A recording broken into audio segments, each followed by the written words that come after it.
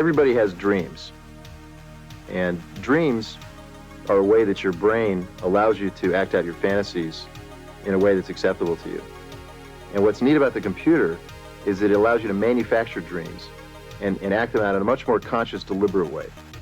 In 1982, a Harvard graduate from Southern California left his comfortable, well-paying job at Apple Computers to start a risky business venture out of his garage. Trip Hawkins had grown up playing and making his own tabletop games, and he believed that interactivity, not passivity, was the future of entertainment. Hawkins first learned of the microprocessor in 1975 and knew exactly what his future would look like. He saw a world in which game boards, dice, and player pieces would be replaced with lines of code invisible to the player. A person would engage with real simulations and real adventures without mediating tools like rulebooks or even other players.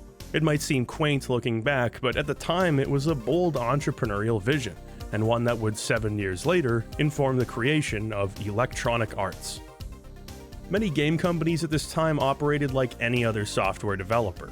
Programmers in button-up shirts and pocket protectors would clock in, sit at their desks, and work on projects as dictated by managers who cared little about game design as a discipline. But EA was different. EA's credo was software as an art form, hence Hawkins' early coining of the phrase software artist. It took me 9.5 years to think of the big idea.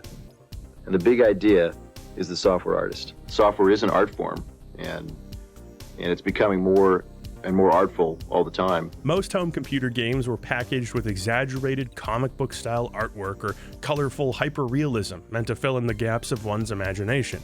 They looked like boxes for any other children's game you'd find at the toy store. It was a reflection of how games were marketed and perceived by the public. Toys, games, novelties for children. EA actively fought against that perception. Their game packaging was stylish, sophisticated, and sometimes even abstract in its rendering of a game. It was cool, it was adult. Like an album cover, the name of the game's software artist would be prominently displayed underneath its title. This would give gamers a sense of that particular artist's style. Like the licks of a guitarist or the camera work of a filmmaker, a game developer would have their own techniques and cultivate their own fan bases. It's this focus on the artist that had programmers like Bill Budge, beloved in his niche but not well known outside of it, becoming relative rock stars in the industry.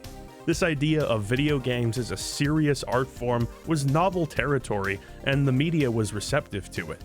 Even as the new kid on the block, Electronic Arts' visibility skyrocketed in just a few months. It was around this time that a 20-year-old Richard Garriott had just released his sophomore game, Ultima, and doors were quickly opening, not just for Garriott but for the industry.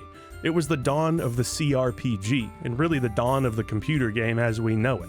In a time where personal computers were mostly seen as fancy word processors and spreadsheet generators, games like Ultima moved into this blue ocean of unexplored territory. These were the sorts of adventures you couldn't even have in the arcade, much less on home consoles like the Intellivision. What are you, kidding me? Apple II developers hung up on building inferior ports of existing games would have been fools to pass this opportunity up. Here was a genre wherein home computers actually had an advantage over any other machine. Richard was barely out of high school, and his first commercial project had sold a more than respectable 20,000 copies. California Pacific, Ultima's distributor, agreed to pay Garriott $5 for every $40 copy of Ultima. Between that bum deal and the company's mounting problems, those problems being cocaine, Garriott wanted out. It was then that young Richard and Trip Hawkins first crossed paths. While he wasn't known far and wide as Lord British yet, Garriott was exactly the kind of auteur who would have fit in at EA, equal parts legitimate talent and potential cult of personality. This kid was going places, and Trip wanted EA to be one of them. The young Garriott was presented with a generous offer but turned it down in favor of a business relationship with Ken and Roberta Williams at Sierra Online. And with a software catalog like this, I mean, who could have said no? Well, Garriott's relationship with the Williamses soured quickly. After releasing Ultima II, he struck out on his own again.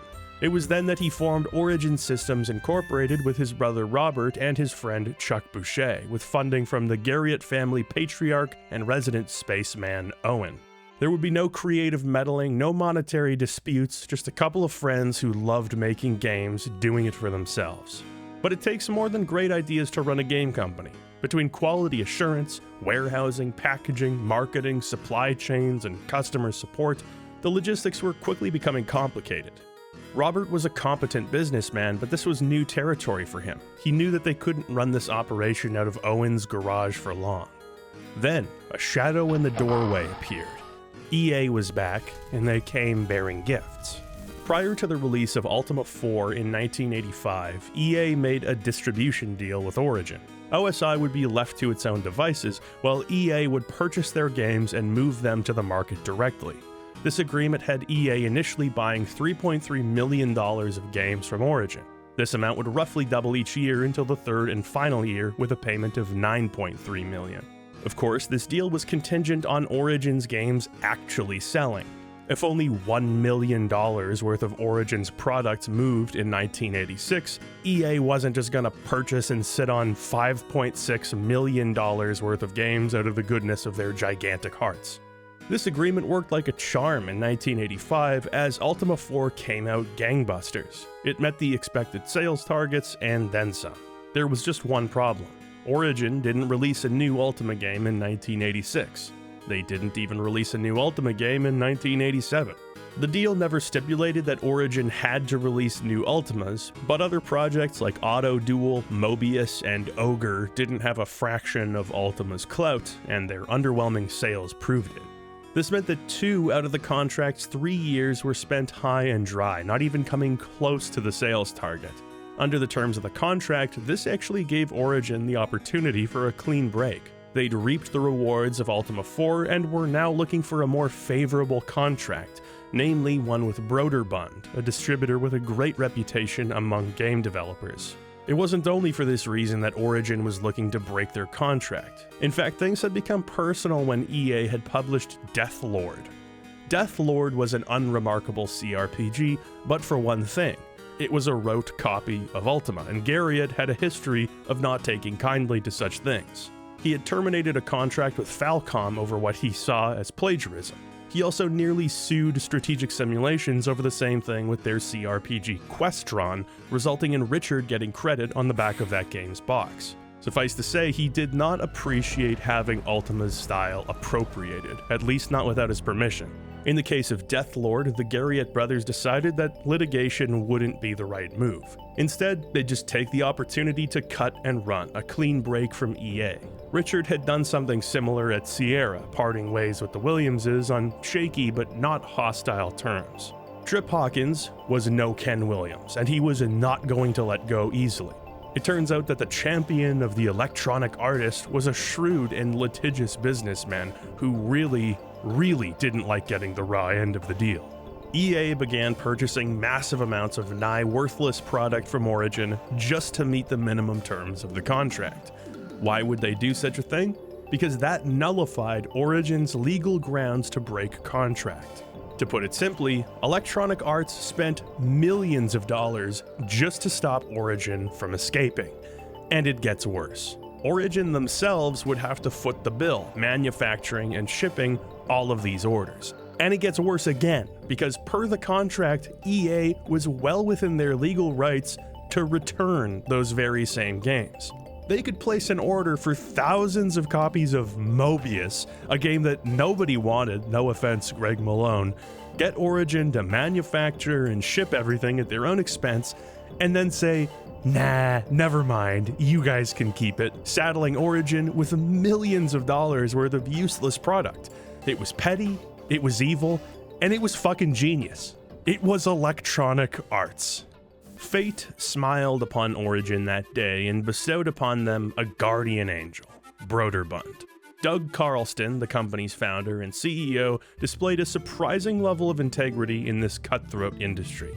Broderbund themselves ponied up the cash and lawyers necessary to get EA off of the Garriott's backs. If it weren't for Broderbund, the story of Origin Systems would have been a short one indeed. While EA may have seen it all as just business, Richard wasn't ready to forgive and forget. For the next 6 years, Origin would find increasingly creative ways of giving EA the middle finger. It started as early as their next game. If you view Ultima V's profanity filter through a hex editor, you'll find Electronic Arts listed as a swear word.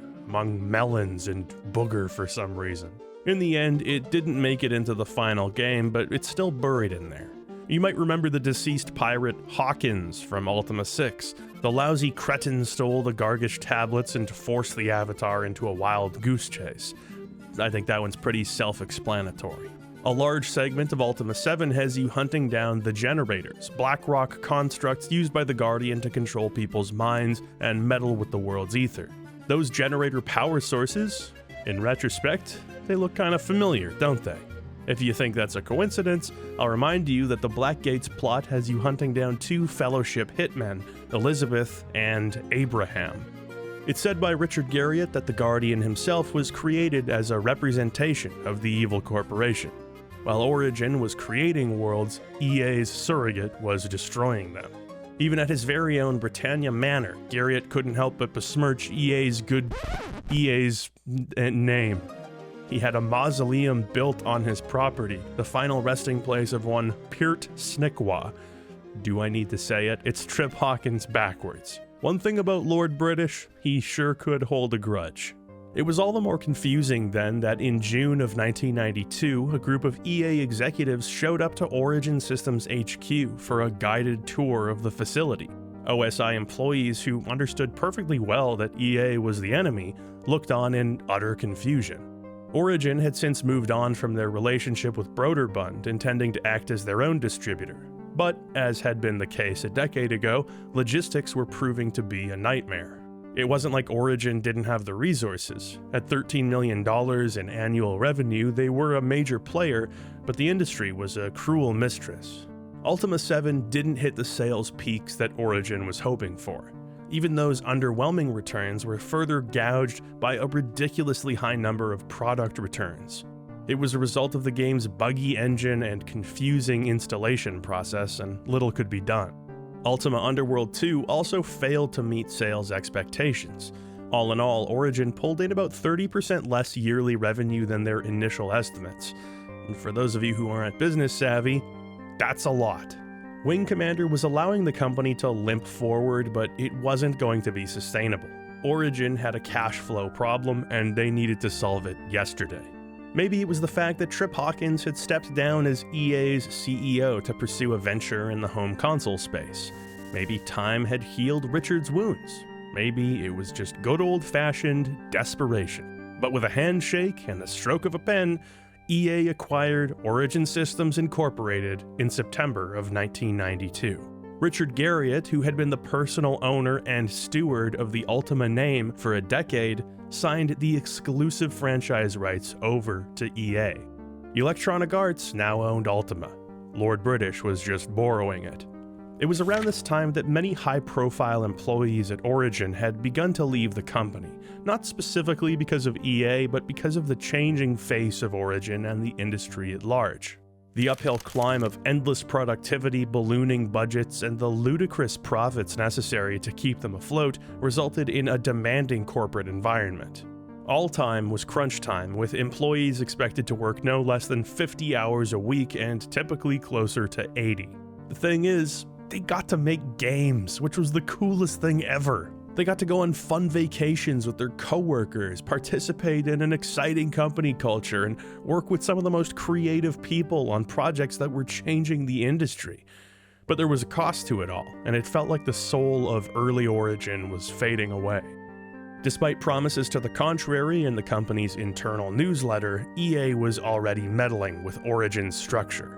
Origin is supposed to operate independently from EA and maintain profitability. Final decisions on operations, as well as policies, at Origin remain with Origin upper management, particularly Robert. That was not proving to be the case, as EA's executives now had veto power over Origin's projects, and boy did they exercise it. If the suits over in California didn't see a particular project as an opportunity to get back that $35 million they paid for Origin, it would be axed without a second thought. Teams who had enthusiastically worked on a project together would, more often than not, have their hopes dashed and find themselves reassigned to different departments. Employees would undergo dramatic position changes, leading to less specialized roles and surprise salary cuts.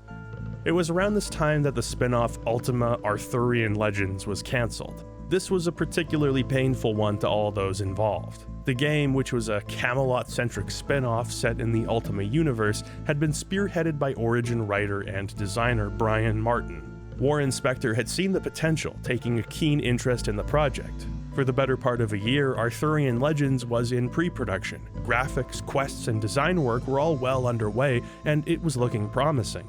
But this is where the hierarchical changes imposed by EA reared their head. One by one, team members were pilfered and moved to other projects, until only Martin and designer Sherry Grainer Ray were left. Finally, after telling them not to worry for months, Warren Spector walked into the office and announced that Arthurian Legends was cancelled.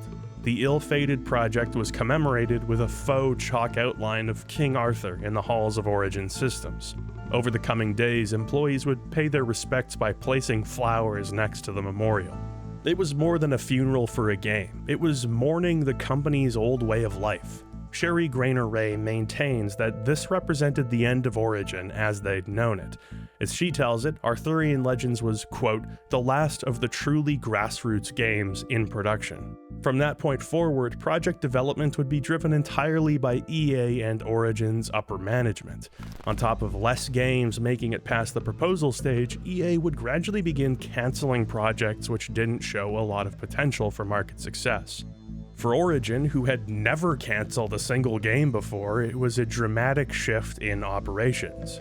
That do-or-die attitude that characterized so many of Origin's games, where they had no choice but to pull out all the stops, was replaced with a low-grade anxiety among teams. Now measurable progress had to be constant, with teleconference meetings between Origin and EA taking place frequently. Employees could only guess what was being talked about and who was on the chopping block next. The thing is, with all of these changes came tremendous boons. Thanks to EA, resources, financial and otherwise, were flooding in. The risk of imminent closure was no longer breathing down Origin's neck. In January of 1993, the company moved into newer, bigger offices on Research Boulevard, referred to as Origin North. The company's staff pool was nearly doubled over that year, allowing for precious manpower to be routed where necessary. Employees were given stock options and benefits. The structure introduced early on by EA made for a more efficient project approval process. Many of the company's bolder ideas were no longer prohibited by cost, allowing them to work on some impressive new projects. That security may have been worth the cost, because for the first time in years, it seemed like Origin had a future, rather than only an uncertain present. In that present moment, the company had to buckle down and finish its current round of software, the last of the pre-EA games. Chief among them was the follow-up to Ultima VII. The game had been planned well in advance, with pre-production beginning during the Blackgate's development. Much like the Worlds of Ultima games, the idea was to reuse the engine and many of the assets from Ultima VII. This would expedite the development process, at least in theory. In reality, development was not going so smoothly. Early on, it was decided that the team would pursue a Pirates of the Caribbean type setting. The focus would be on the high seas, swashbuckling adventures, and voodoo magic, known in-game as Vodun. The plot would revolve around a conflict between Britannian magic and Vodun. The game would be produced by Jeff George, who served as director on Martian Dreams. Now, George didn't care for Martian Dreams. It seemed to him more of a Warren Spector joint that he was merely saddled with. On the other hand, George was pretty excited about this pirate-themed Ultima, now being called Serpent Isle. But alas, it was not meant to be.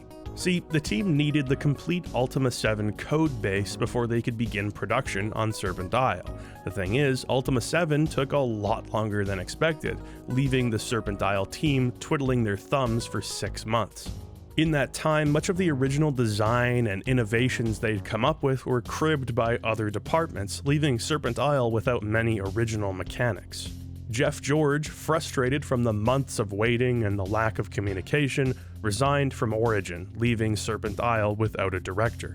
He was quickly replaced by Bill Armentrout, a newcomer at Origin whose only formal credit had been working on the Ultima Underworld game manual. Like Spector, Armentrout's background was in tabletop games, and here he was leading Serpent Isle's team. On that note, Origin's certified Swiss Army man, Warren Spector, was made producer on the project. His condition for working on another Ultima game was simple: get me out of Britannia. I didn't want Richard Garriott saying, that wouldn't happen in Britannia. So Serpent Isle was the perfect project. The new team leads went over George's pirate-themed concept and completely scrapped it. They just didn't see much potential. How are they going to make a convincing pirate simulation in an engine where boats looked like this? Not to mention, 1993 already had a high-profile voodoo-heavy PC game. What can you tell me about voodoo? The new proposal would be a bit more traditional, but include some bold story and design decisions. The buck stopped with Richard, who was surprisingly enthusiastic about the game's direction. After this, the project staff saw little of Garriott, who would bury himself in the upcoming Ultima VIII. So, hopefully that'll go well. The Serpent Isle team was given a green light, and green is the right word for this team. This was a ragtag group of newcomers, many of whom hadn't worked on a commercial project before. Their lack of experience was offset by a desire to prove themselves and make an Ultima for the ages. They'd also become intimately familiar with the ins and outs of Ultima VII's engine, having tinkered with it much during the months of downtime. The team looked to the worlds of Ultima games for ideas on how to approach an unfamiliar setting in the Ultima universe. Because of their lack of experience in this game world, they researched the whole series, starting with the very earliest Ultima games to fill the gaps in their knowledge. Oddly enough, the original trilogy was not a common font of inspiration for most Ultima dev teams, and it would make for some unique twists and turns. Of course, the project wasn't finished on time for its initial Christmas 1992 release date. At this point, it was more of a surprise when games were completed by Origin's unreasonable deadlines. On March 25th, 1993, a literal day before Origin's fiscal year-end, go figure, Ultima VII Part 2 Serpent Isle was released. While not as ballsy as the Black Gate's cover, Serpent Isle looks pretty slick, featuring an image of a cobra-like deity on its front cover. And what a name! Ultima VII Part 2 Serpent Isle certainly makes no bones about being a sequel to a sequel.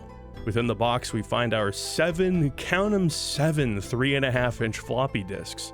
Serpent Isle was released right on the precipice of the compact disc's mass adoption.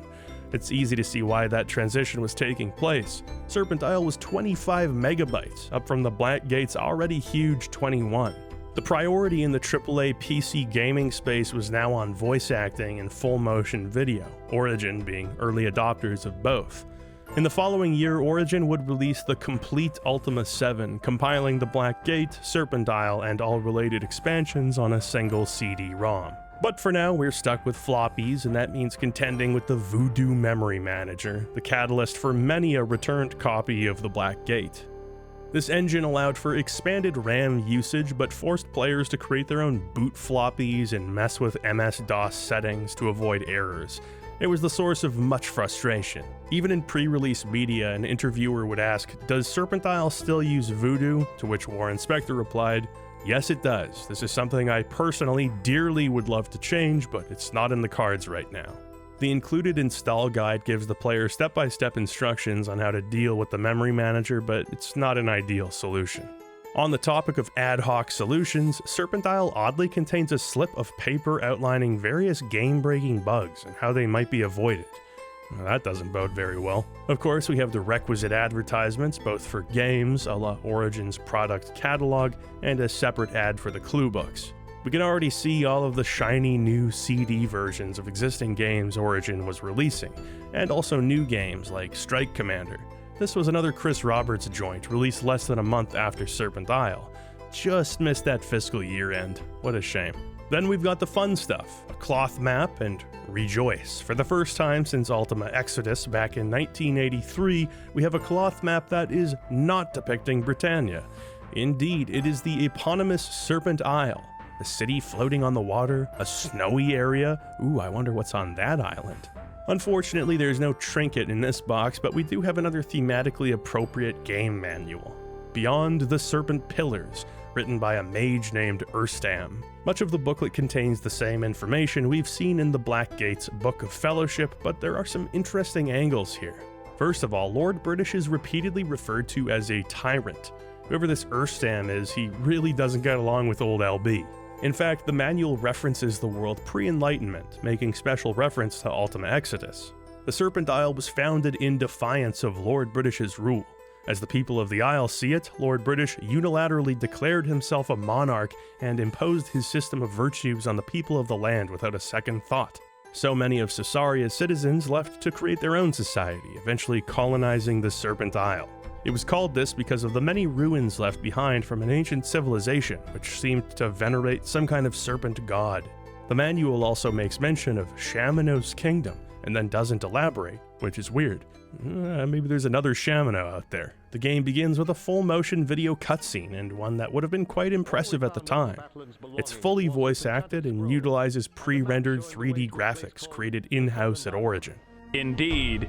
Put it on the table. Oh no, Richard, you just couldn't help yourself, could you? You couldn't be satisfied just playing Baron Almric. You had to play Lord British too, because of course you did. You are him. Stand back! An apparition of an old, haggard man appeared in my dreams. You know, great voice acting demands you set your ego aside.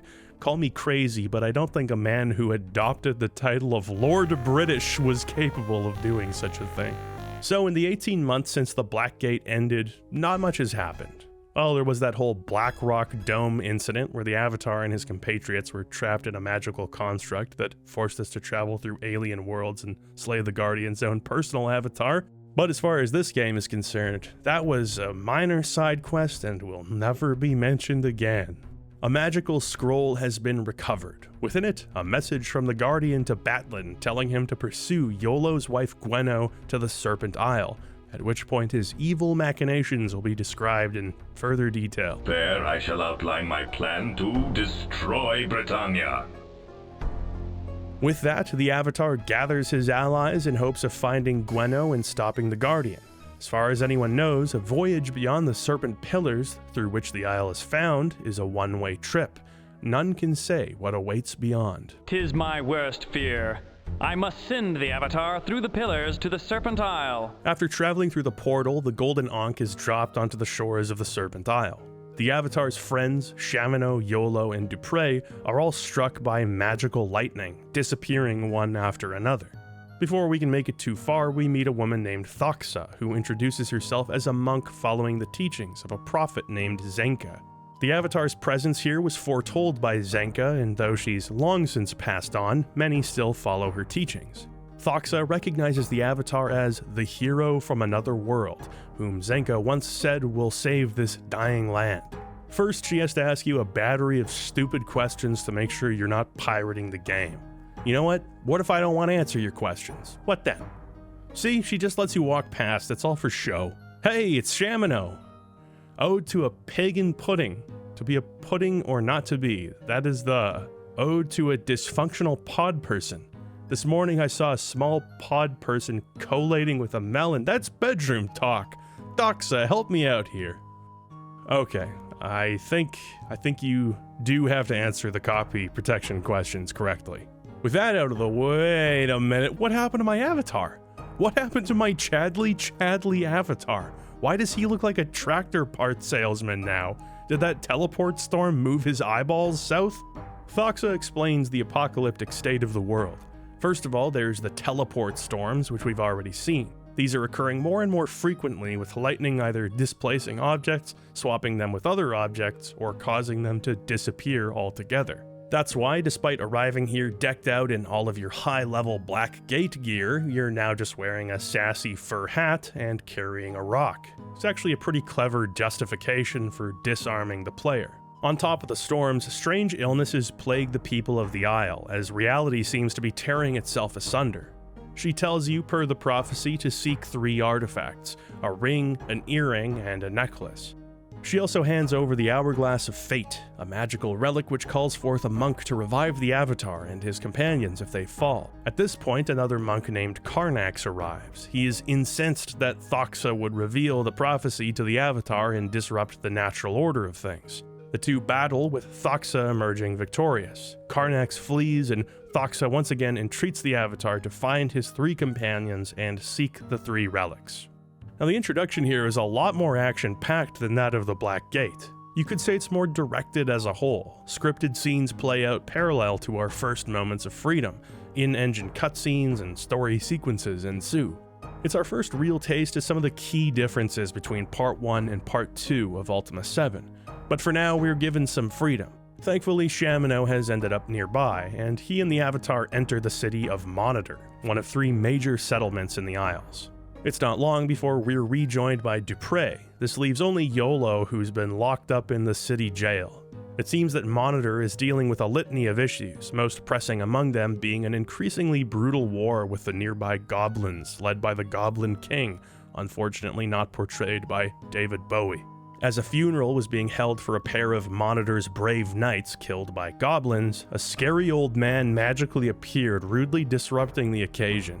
The people of Monitor hate magic and old men, so Yolo was sent to prison for enchanter mischief. The people of Monitor value honor, integrity, and strength above all else. So much so that when you turn 15, you must undergo a test to become a knight.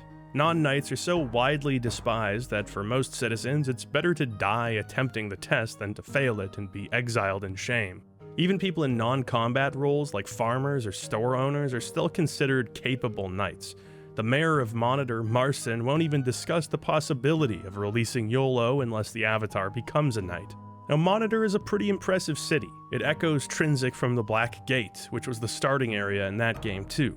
There are plenty of houses and establishments to wander around in, where you'll find people hard at work doing whatever it is that they do. Almost all of the mechanics and quirks introduced in Ultima VII carry over here, and I mean, of course they do. These games share an engine. This isn't just a sequel to Ultima VII, it is Ultima VII. It's in the name, see? There are a few minor changes, like now instead of instantly starting a conversation when double-clicking a character in view, they actually have to wander over to you first. This is more realistic, but it also increases annoyance, as NPCs in this engine are prone to doing whatever the hell they want. For the most part though, Serpent Isle is virtually identical to its predecessor, at least in a technical sense. As such, while Monitor is as richly detailed as any of the Black Gate's fine cities, there's an element of novelty that will have worn off by now. It's just unavoidable. Trinsic introduced the player to a whole bunch of brand new gameplay systems. Not only that, but new graphics, new audio, a new mouse-driven interface. Everything was sparkly. Everything was new. Well, it's been a full year since then, and while Ultima VII still looked great at this time, there were a lot of games that looked great on the market. Where the Ultima engine still held an advantage was in its openness, the sheer breadth of content here, and the freedom you're given to explore it. Not only was that still impressive back in 1993, it's impressive now. You can just leave the city and start exploring. You can head north and find a whole new city. You can wander around the forest and find treasure and hollowed out trees. You can find ancient ruins full of enemies and loot, or stumble across strange apparatuses whose usefulness isn't clear yet. Despite that, you'll find an immediate difference in the philosophy of exploration between the Black Gate and Serpent Isle. In the Black Gate, you could basically go anywhere at any time.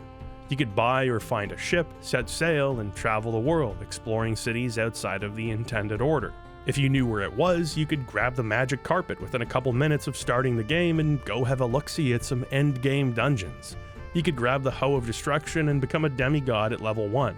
Your progress was mainly gated by your own knowledge of the world. If your knowledge of the land be great, then the world be your oyster.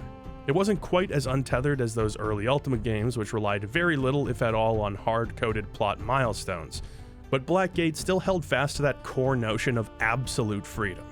That is far less true of Serpent Isle. We'll circle back to this later on, but as an early example, let's take a look at Gorlab Swamp. This swamp runs across the center of the main continent horizontally, separating the northern and southern halves of the isle. It's only a short walk from Monitor, but once you arrive, your characters all pass out. You awaken in a dream world full of cryptic characters and puzzles that you can't yet solve. Eventually, you'll die and wake up south of the swamp where you began, effectively barring your progress indefinitely. Not only are you not intended to cross Gorlab Swamp this early, you're simply not allowed to. For now, the best shot we have of winning influence and freeing Yolo is by becoming a knight. Monitor has a unique culture surrounding their warriors, They're split into 3 groups: the leopards, the wolves, and the bears, as denoted by the individual's face tattoo. The bears! And these just look ridiculous. They're these realistic character portraits, and then they all have like the same 6 pixels on their face. I thought this was part of Marston's hairdo for a while. Anyway, the wolves prioritize strategy and shrewdness, the bears favor raw strength above all else, and the leopards, which mainly encompass the town's leadership, are mediators between the 2 groups. They're supposed to work as cells in a body, all contributing their own strengths to the collective whole. Just as the monitor lizard relies on its powerful tail, sharp claws, and serrated teeth to annihilate its prey, so too does the city of Monitor rely on its constituents. But as you speak to the knights around town, including a fresh new iteration of Warren Spectre, you get the sense that this cohesion is sorely lacking. There are fierce conflicts between factions. The goblins have become more and more bold, attacking human patrols and even eating them alive. It's a serious problem, and the Knights of Monitor can't agree on a solution, going so far as to accuse one another of treason. The local crematorium is working overtime, and the Knights' graveyard is overflowing with urns and coffins. The situation is dire, and it doesn't feel much like a brotherhood. Seems like a pretty bad time to become a knight, but the Avatar has nothing, if not bad timing. The Test of Knighthood is the first real dungeon in the game and has you facing off against all manner of threats. Explosions, gremlins, oh shit, well that's embarrassing. Just like the Black Gate, death is not the end in Serpent Isle. Whenever you die, you're sent to Monk Isle, where Karnax revives you and sends you back into the world. Not only that, but the monks will revive your companions too. Didn't this guy start lobbing explosions at Doxa because she helped me? Now he's like reviving me from the dead? I don't know, Karnax has some pretty flexible morals, man. If you die in the overworld, you'll be sent somewhere in the approximate vicinity of where you died, which is at least slightly inconvenient, but sometimes you'll just be plopped right back to where you were, which I have to say takes all the tension out of combat. I mean, let's be honest, these are not tough games, and most people are just gonna reload their most recent save when they die in the Black Gate. Here, there's basically no consequence. You don't even have to spend money at a healer bringing your dead companions back to life, or become a master wizard to cast a resurrection spell. You just use the hourglass and boom, they're back. On that note, combat is still a dreadful affair. You press C, your characters engage in an incomprehensible smackdown, and the victor, usually you, emerges. Occasionally you might have to quaff a potion or cast a spell, but even that's toned down here, since your spellbook is teleported away by the storm. The game introduces a new system where you're given spell scrolls. They're consumable, so you can either use them once and benefit from their effects, or you can hang on to them and transcribe each one into your spellbook once you have it later on. If you're anything like me, you're gonna have about 800 spell scrolls waiting to be transcribed. The scumbag cowards removed Armageddon though, so don't even ask. In any case, it's time for the Knight's Test. It's mostly here to get you acclimatized to dungeons. There's lots of traps, a puzzle that has you stacking objects to reach a higher vantage point, illusory walls, and all of this without even wearing pants. It's all capped off with an assassination attempt from several of Batlin's men, hinting that he's aware of the Avatar's presence. As a matter of fact, the Fellowship have their very own settlement outside of a major city. The fanatical followers of Batlin can't seem to gain much influence with the locals, but this group is like a virus that just won't go away. Becoming a knight means a face tattoo and a cape, 2 things that always seem cooler in your head than they turn out in reality. Oh, but it works pretty good for the Avatar. I don't know if they originally intended you to have more choice here, but no matter what you do, you end up joining the wolves. I like the bear cape, but wolf is cool too. I don't know about the leopard cloak. It's a bit too sexy for me, especially with like the woman's Cossack hat and pantyhose. I don't need my party members looking at me like I'm a hot plate of roast beef. Now that you've got a tattoo, the Knights of Monitor will instantly begin treating you with respect. I like this because it really impresses upon the player how much Monitor values courage and knighthood. There are a lot of fun characters, and I appreciate how their personalities differ depending on the school of knighthood they come from. Many of the bears, like Luther and Kaladin, are hot-headed but well-meaning. The leopards include many of the city's leaders and artisans, spending most of their days behind desks or in the field rather than battling goblins. Now that they're more open with the Avatar, you get a sense of the unique culture of Monitor, like the rituals they engage in, their unorthodox view on sexual relationships, and their inherent mistrust of magic. Passing the test of knighthood really captures that feeling of being let into a fraternity. It's also the first time that Serpent Isle feels like a truly different place. Like, different. Britannian cities all had cultural micro differences, but Monitor feels like a city that literally couldn't exist under Lord British's rule. Actually, given how negligent that guy's becoming in his old age, it probably could. You wouldn't even notice. An entire city of people died in a fiery explosion, and Lord British just decided to let an archlich enslave the ghosts of the people there. He doesn't care. He's too busy walking around, looking at birds and shit, knocking up his servants, committing OSHA violations. Damn, it's good to be the king. Anyway, with the test completed, the Knights of Monitor throw a banquet in the Avatar's honor, as is tradition. It's yet another bona fide cutscene. You're frozen in place, there are musical cues that change depending on what's happening, lots of specific dialogue that plays out in sequence. It's downright cinematic, which is unusual for an Ultima game, and it's something we'll have to get used to.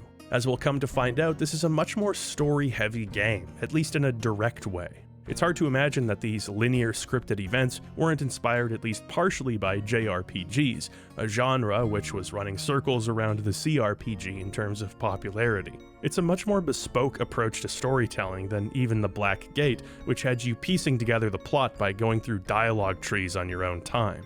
There were a few cutscenes in those games, but nothing as extensive as Serpent Isle. The feast is interrupted by grim tidings, as the farmer Harna tells the knights that her daughter Cantra has been kidnapped. In her crystal ball, we see that it was Batlin who took her, accusing her of harboring an entity known as the Bane of Chaos. Harna gives the Avatar Cantra's wooden sword and begs him to find the Hound of Doskar, a legendary beast who will surely be able to pick up her scent.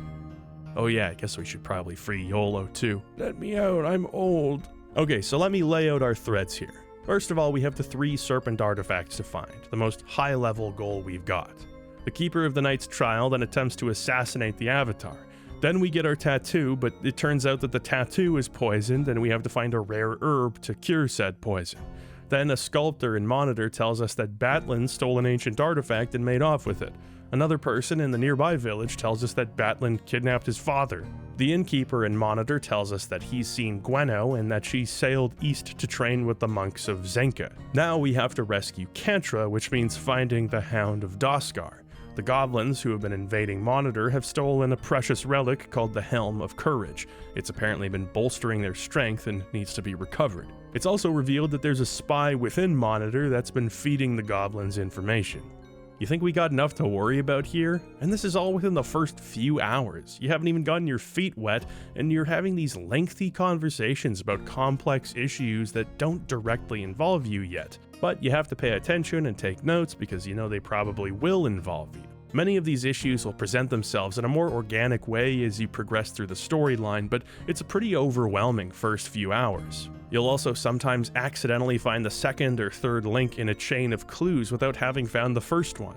NPCs will just start talking about a subject they expect you to be acquainted with, even when you're not. Conversely, if you later find the initial NPC in a quest chain, they'll start giving you information like it's all new, even though you already talked to the guy they're telling you to go talk to. Now, this is nothing new in the Ultima series with its hands-off approach to quest design, but it's just amplified because of how many different things are happening in Monitor at once. It's messy. I would go so far as to say this is one of the hardest Ultima games to get into.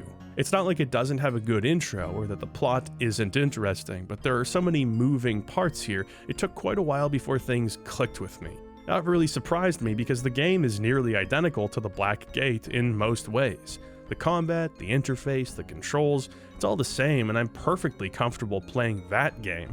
But all of the new characters, quest lines, and the requisite 8,000 conversations you need to have to get a grip on the world really took me out of my element. On some level, this does serve the game's intent. The Avatar is meant to be a fish out of water, and the player by extension. While it harkens back to the early game's history, Serpent Isle is a whole new world, and it's a necessary change. It's hard to imagine Britannia being explored any more comprehensively than it was in the Black Gate, at least in this engine. The change of gears makes for a game that takes a while to get going. There's some effort required to permeate that early game barrier, and for that reason, I wouldn't be surprised if more than a few people have bounced off of Serpent Isle. If you stick with it, you will be rewarded. Your travels will quickly take you to Fawn, and this is the sort of new frontier that makes the unexplored setting exciting. While architecturally Monitor isn't all that different from Trinsic or Jalome, Fawn is very unique. The city values beauty above all else. This is most evident in its architecture and layout. The different sections are separated by Venetian canals. The whitewashed buildings and deep blue waters have the city feeling like something straight out of a romantic vision of the Greek Isles. It's just a pleasant area to explore, and it's so unlike any settlement we've seen in Britannia. As nice as it is, Fawn has problems of its own. Teleportation storms have caused the city's fishing vessels to disappear, drying up Fawn's primary industry. They're also undergoing constant goblin attacks just like Monitor. They also only let hot people into their city, but somehow the Avatar is exempt. Actually, everybody in this game looks sorta weird compared to earlier games, and there is a reason for that. You've probably guessed it by now, but almost all of the character portraits are based on real-life photographs of people, namely pictures of the Serpent Isle team and other Origin employees. For example, Spectre is very obviously based on a picture of producer Warren Spector. The mayor of Monitor, Marston, is based on the portrait of Origin's vice president at that time, Fred Schmidt. Not sure what the team members were trying to say, given that both of these characters end up being traitors who work with goblins, but I digress. A heavy metal band from Austin called Culture Shock is really well represented in the game. Well, except for this guy. Maybe he's the bass player. He was busy unloading the band's equipment or something. The portraits were handled by Michael Priest. Prior to joining Origin in '92, Priest worked on album cover art and posters. He preferred to work with photographs as opposed to the pixel art workflow other Origin artists used. Because of the sheer number of NPCs in the game, there just weren't enough employees to get pictures of. So the resourceful team began calling up folks who'd entered the Immortality contest back when Ultima VI came out. The winners of that contest had their faces used for characters in the Black Gate. But for the many Ultima fans who'd entered, getting to be in Serpent Isle was a pretty cool consolation prize. It also begins to make sense why so many of Serpent Isle's characters look like, well, archetypal computer nerds. No offense to the winners, but I think the statute of limitations on being affronted by that observation has passed. Michael Priest, who sadly passed away in 2018, was also colorblind. According to project lead Bill Armentrout, other artists in his department had to periodically check on his work, making sure he wasn't giving characters green skin. As a red-green colorblind individual myself, who was laughed at many times for drawing green people back in elementary school, I have nothing but respect for this trailblazer. Because of the photographic bases used, the portraits of Serpent Isle have a unique look. It's a little cheaper, a little tackier, but I think it suits the game oddly well. To put it in a word, it's charming. The NPCs look like characters in a low-budget 90s fantasy TV show.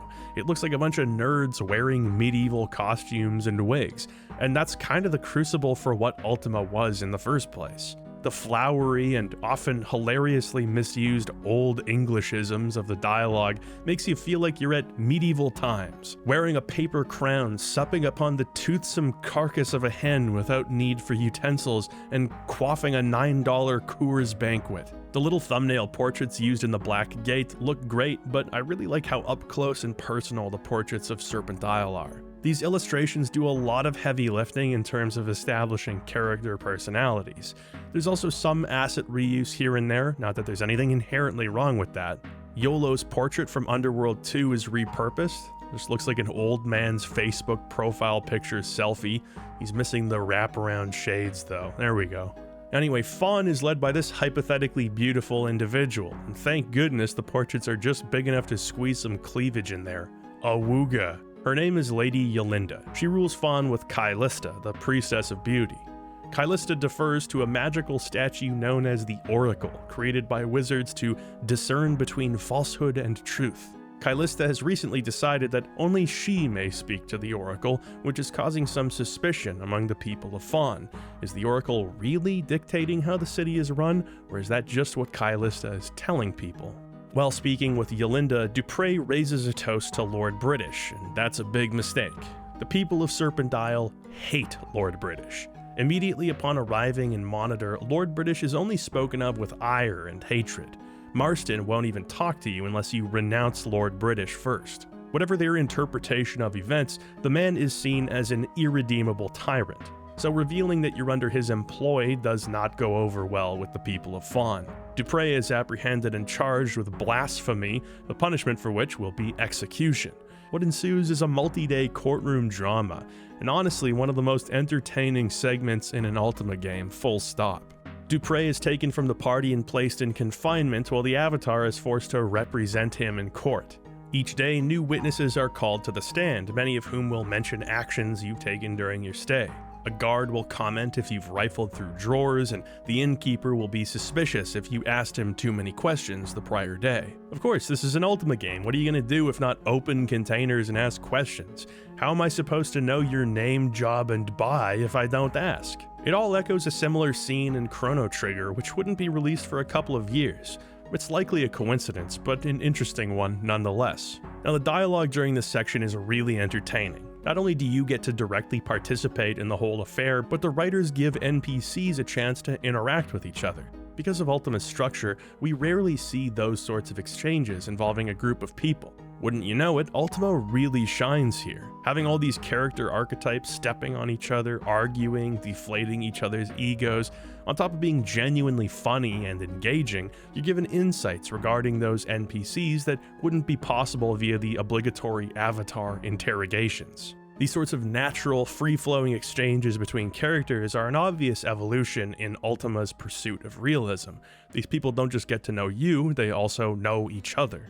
Regardless of the actions you've taken and the decisions you make during the trial, it's clear that this is a kangaroo court and that the truth will be twisted to ensure Dupre's guilt. Whether you ask the healer to treat your tattoo poison or help some unfortunate-looking man from outside the city exchange letters with a citizen, it's all evidence and it's all used to make Dupre look worse.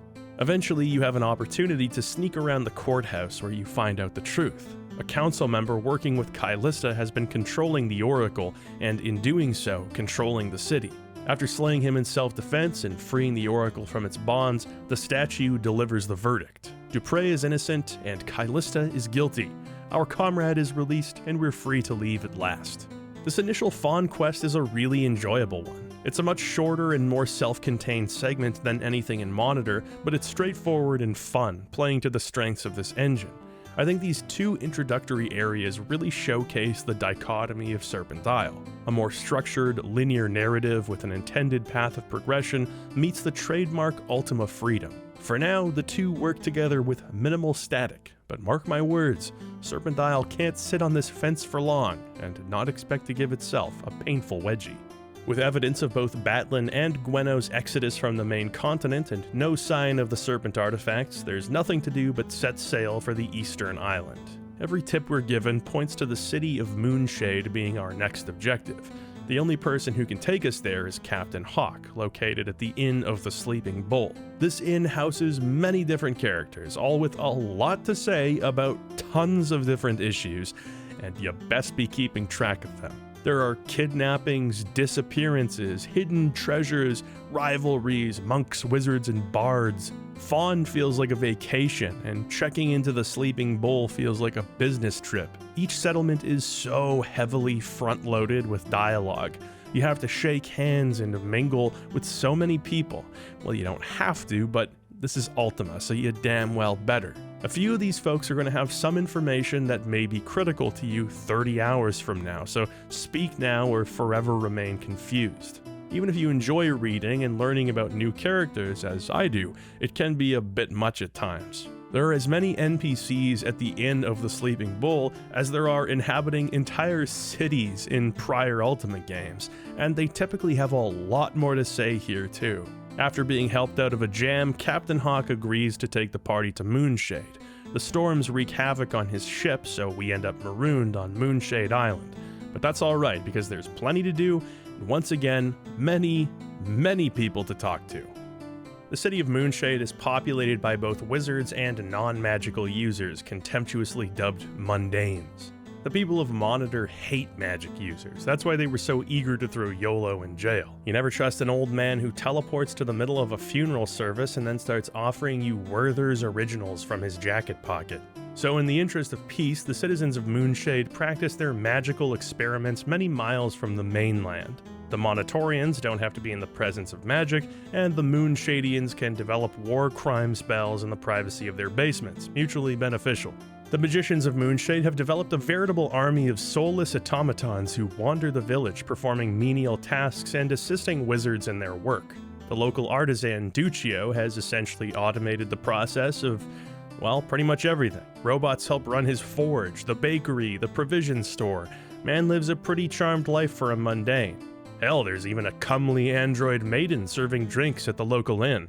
Once again, the differences between Moonshade and any of the cities of Britannia are stark. It doesn't feel like Moonglow, where mages are working together in an academic capacity to make a better world. It feels like a bunch of reclusive misfits with superiority complexes and robot servants finding ways to elevate themselves beyond the rest of society. Even the Mage Council, who are supposed to work together for the good of the city, are at each other's necks, much to the delight of the Mage Lord and Council Leader Filbercio.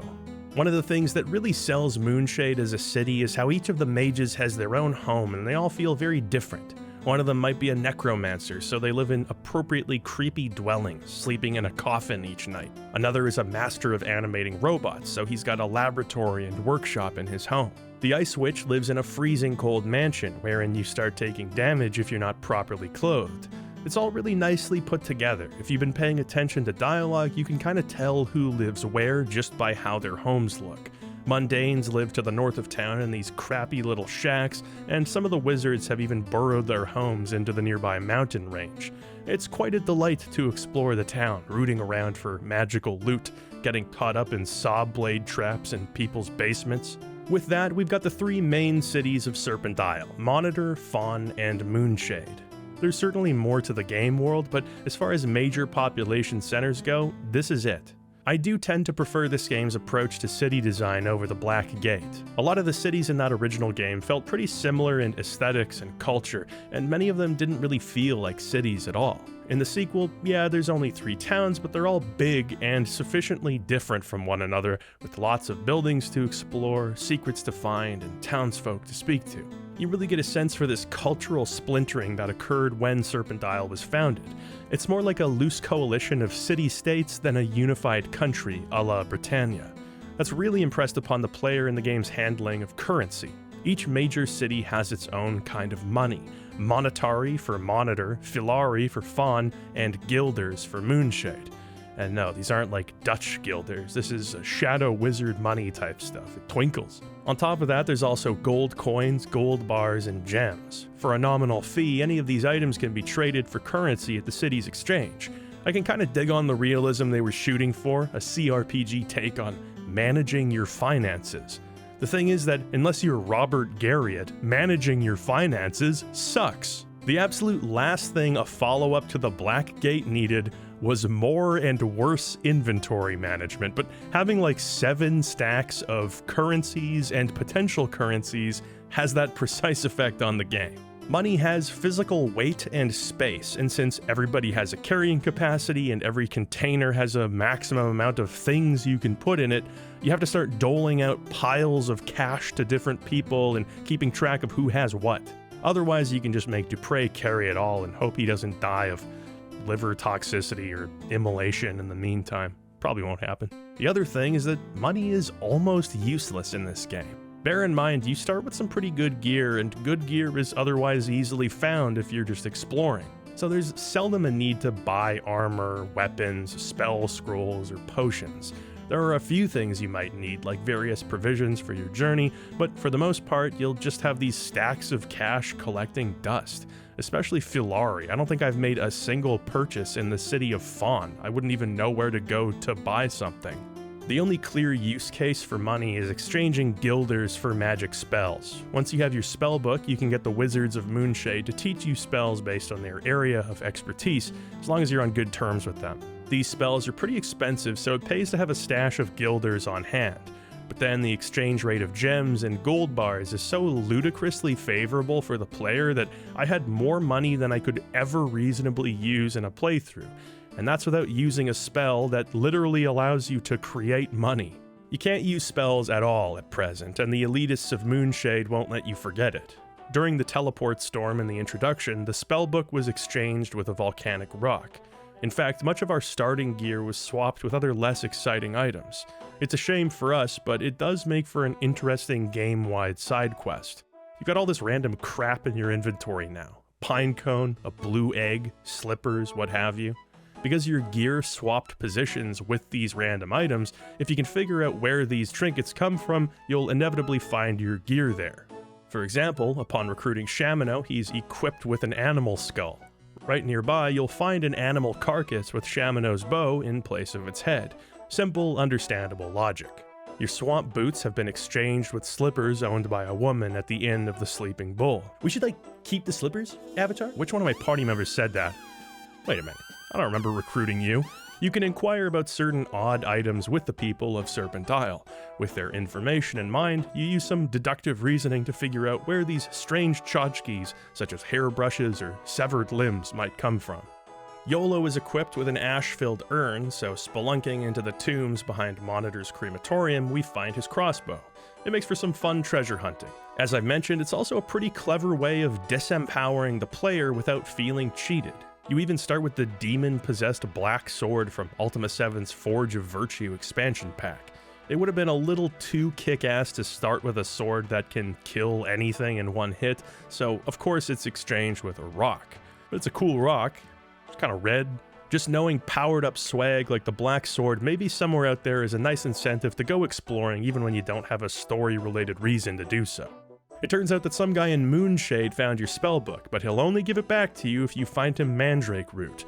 I got plenty of mandrake root, no problem, right? Hold on there, Skipper. It has to be fresh mandrake root, and the only place to get that is on Monk Isle, the place you've been teleporting to every 5 minutes as you die. But no, don't even think about asking Karnax. After all, he vowed to never intervene in your quest, other than repeatedly saving your life and offering you many, many insights. So without a boat, you're kind of hooped on that front. It won't be long before you notice that you're being followed. The very same thing happens in both Monitor and Fawn as well. There's always somebody chasing after you. That's another interesting thing about Serpent Isle. I don't remember being followed much in the Black Gate. These types of scripted events just weren't in the cards for that game, and I'm not entirely sure why. But these types of interactions do make the world feel more alive and reactive to your presence, which is never a bad thing. Even when it seems like you've hit a dead end, you never know when the next major step in your journey will come find you, as opposed to vice versa. Such is the case in Moonshade. After wandering around and interrogating the townsfolk, you'll eventually be approached by a robotic messenger bearing a magical scroll. Through the scroll, a member of the Mage Council named Roto Luncia contacts the Avatar. She suspects him to be an ally of Batlin who'd recently come through Moonshade with his gargoyle assistant. She, like many before her, mistook the gargoyle for a demon and demands to know how Britannians can command such foul creatures. Unfortunately, I cannot say, for not only do gargoyles not listen to me, but many actively hate me. This all leads to the Avatar becoming embroiled in another local conflict. You're invited to yet another banquet, which results in a similarly entertaining scene. It culminates in Roto Luncia kidnapping one of your party members as you're just walking down the street. In my case, it was Shamino, but it's random every time. You have to find a way into her secret hideout, slaying her and freeing Shamino before he's tortured for information that he doesn't have. Weirdly, after being freed, he doesn't have anything to say. He doesn't acknowledge the situation, there's no exchange discussing what occurred, or even a passing mention from him or anyone else. Considering the kinds of things Roto Luncia has in her bedroom, a diaper, a hairbrush, a belt, a banana, I guess I can kind of understand why he might not want to talk about it. The people of Moonshade tell you about the mage Urstam, the one who hypothetically wrote the game's instruction manual. He's an outcast who was exiled due to his research into immortality and the subsequent insanity that plagued him afterwards. The only way to get to his house is to travel around the perimeter of the island. If you reach the naked woman who doesn't have any dialogue, you've gone too far. Or maybe you've gone just far enough. From there, you have to stand at the dock, ring the bell, and say the magic words, which literally translates to, "I have virtue, protect me, ancient turtle, transport me," and then an ancient turtle transports you. The concept of the giant turtle introduced in Savage Empire has at last been perfected, and it only took Warren Spector 2 years. you really begin to understand why Urstam was exiled. And incidentally, I think I know where that severed limb we got during that initial teleport storm is from. Behold! I have created life! Urstam is certifiably crazy, and he's not too eager to help you. With the end of the world inching ever closer, he's set his sights on immortality. He agrees to speak to you if you can find him a phoenix egg to help him with his longevity experiment. It's actually about as easily done as said. Wait a minute, this phoenix is just a repurposed parrot sprite. It all results in the creation of new life in the form of Boyden, a Frankenstein monster who is assigned to the party for the purposes of study. He's got max strength, which makes him a great pack mule. While he's an optional character, he is in it for the long haul, as long as he doesn't die. The Hourglass of Fate doesn't work on him, being an aberration of nature and all. He's also the only other long-term party member you can recruit here. Unlike the Black Gate, which lets you choose from a list of potential comrades, Serpent Isle is very set on you having your central squad, plus Boyden. In the beginning of the game, there are benefits to this. When the writers know exactly who's going to be on your team and when, they can more easily script bespoke dialogue between party members. These are always some of my favorite bits in previous Ultima games, when you're just exploring the world or doing a quest, then all of a sudden Dupre pipes up, maybe getting into an argument with Shamino. Exchanges like that inject so much vibrance into the story and characters, and Serpent Isle is poised to deliver even more of that. It's a very plot-heavy game with a straightforward progression route, yet even this early in the game, you can feel some of that potential being squandered. Again, I point to the kidnapping side quest. It's just weird when your party members don't have anything to say about major events. That extends to the reactivity of the NPCs too. Rodolencia was the Mage Lord's lover for years, so you'd think he might have something to say about you killing her.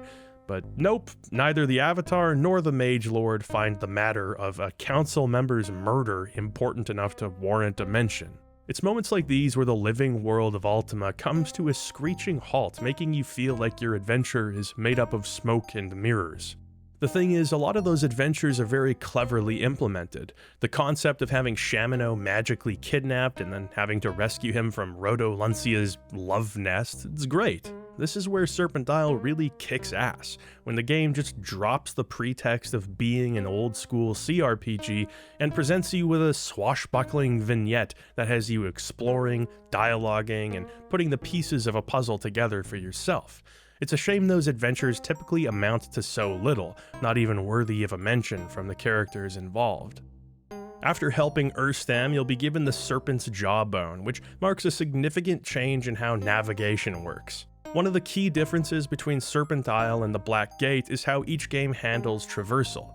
As I've already mentioned, in the Black Gate you could grab a magic carpet or commandeer a frigate and go anywhere at any time. Not only is this not true in Serpent Isle, but you don't have any vehicles or personal traversal options at all. You get to Moonshade by taking a boat ride, and then you have to spend the next few hours trying to find a way back. At no point are you given a method of moving around the world map, exploring islands, or passing over top of mountain ranges. You are gated, and you are gated often.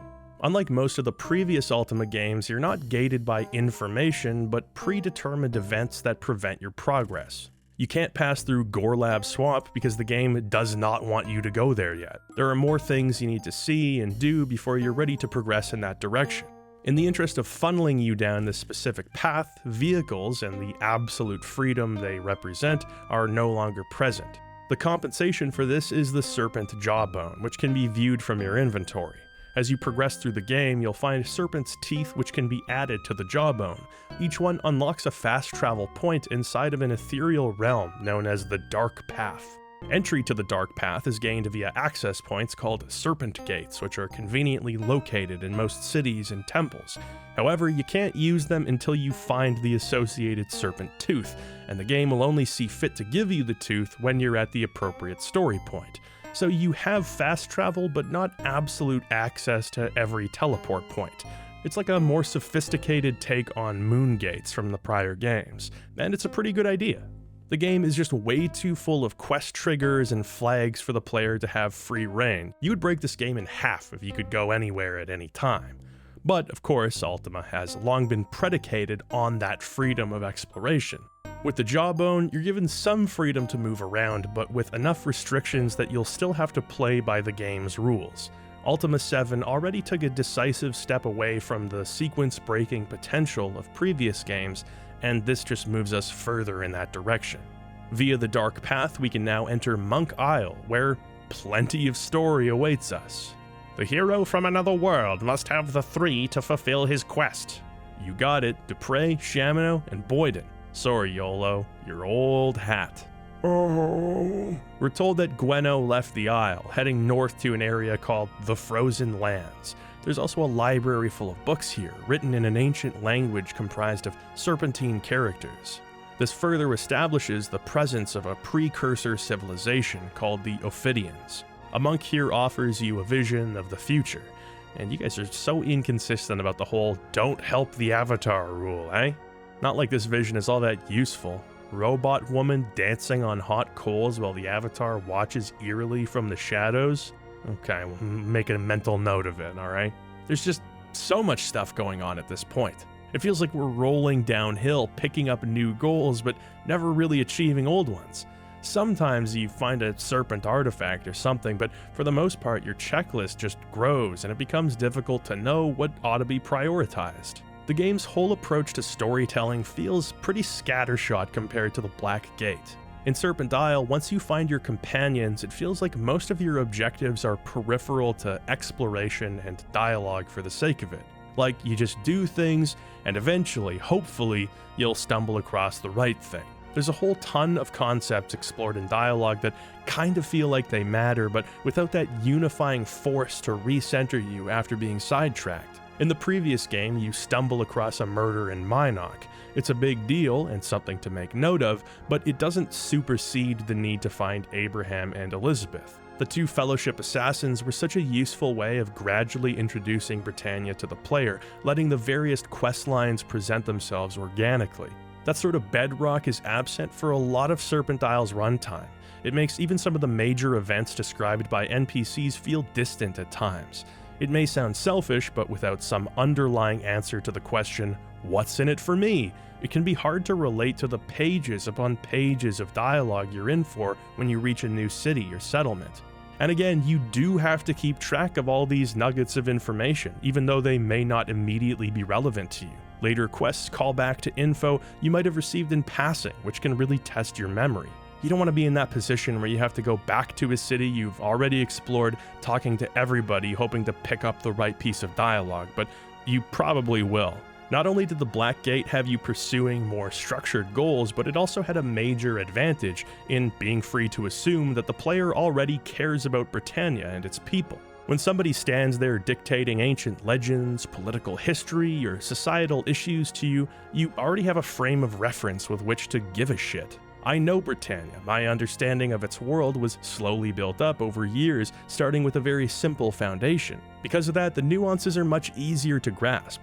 You occasionally have your savage empires or Martian dreams, but neither of these games featured rich and detailed backstories or world building that demanded your commitment. Serpent Isle does, and it tries to compensate for this by railroading you more strictly when it's deemed appropriate, putting you through the paces and having select few characters who can give you a broader understanding of the world before you dig deeper.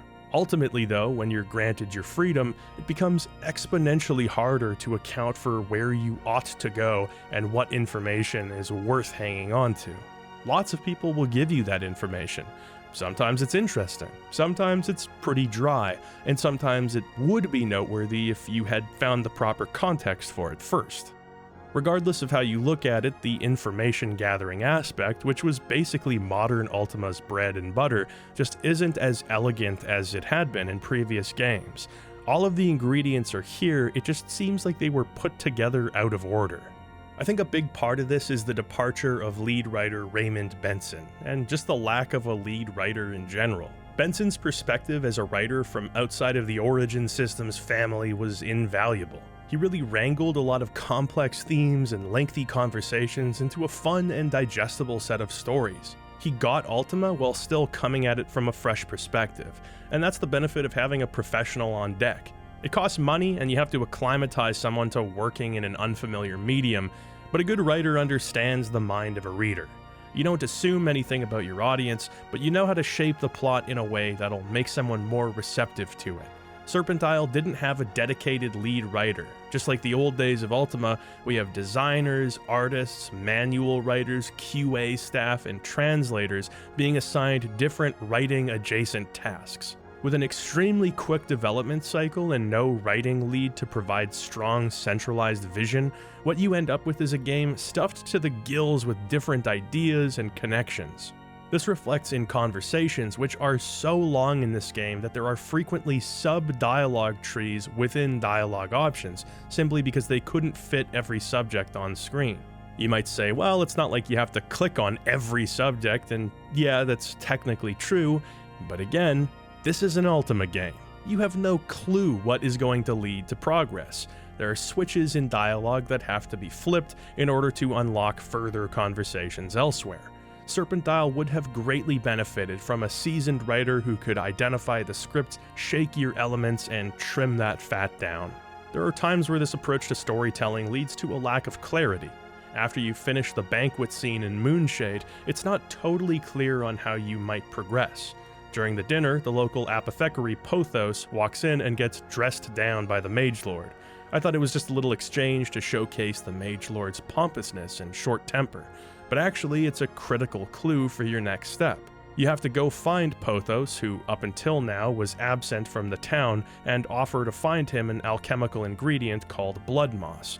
But the conversation in which you offer to do this only comes up after you've had another conversation with somebody else about how Pothos looks like Erstam the Mad Mage. It reads like a vague hint that the two might be related, but it's actually a necessary internal trigger that must be hit to advance. Again, I feel the odds are slim that you're going to logic your way through all of this, as opposed to simply walking around, exhausting conversation options with everybody until you accidentally stumble across the correct step.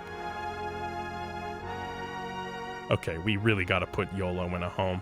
You know what could have helped alleviate some of these problems? A quest journal companion. Jimmy Malone from Savage Empire and Nellie Bly in Martian Dreams served that exact purpose, and it was a really great feature. It's nice for the player, and it gives you a reason to talk to your companions. All these guys ever want to talk about is leave or buy. YOLO sings a song, I guess that's pretty cool. It is a shame, a heart sore shame, that I am singing of my love in vain, for I have lost my lady, my love, and I will search for her. Yeah. Around this time, you'll hear of a way back to the mainland. Apparently there's a vast network of underground caverns that leads from Moonshade to Monitor. The captain of the guard won't even entertain the idea of giving you the key until you prove capable of using ice magic. The local ice witch, Frigidazi, offers to teach us spells of unspeakable power, but we must meet her after dark.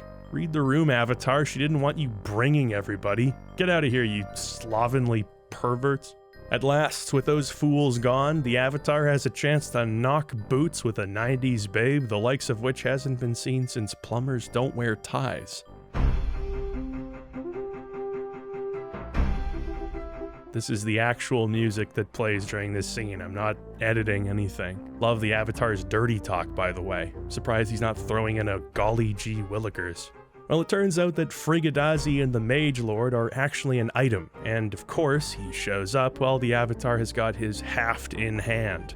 What does that mean? Another kangaroo court. Your Honor, if being a stud is against the law, then I'm guilty as charged. Probably shouldn't have represented myself. The Avatar alone is sent to the Mountains of Freedom, which, despite its name, is essentially a maximum security prison, populated with monsters, traps, and other dangerous inmates. It's an interesting mega dungeon for a few reasons. The main thing is that you're stripped of your gear and forced to fend for yourself, which turns the tables on you.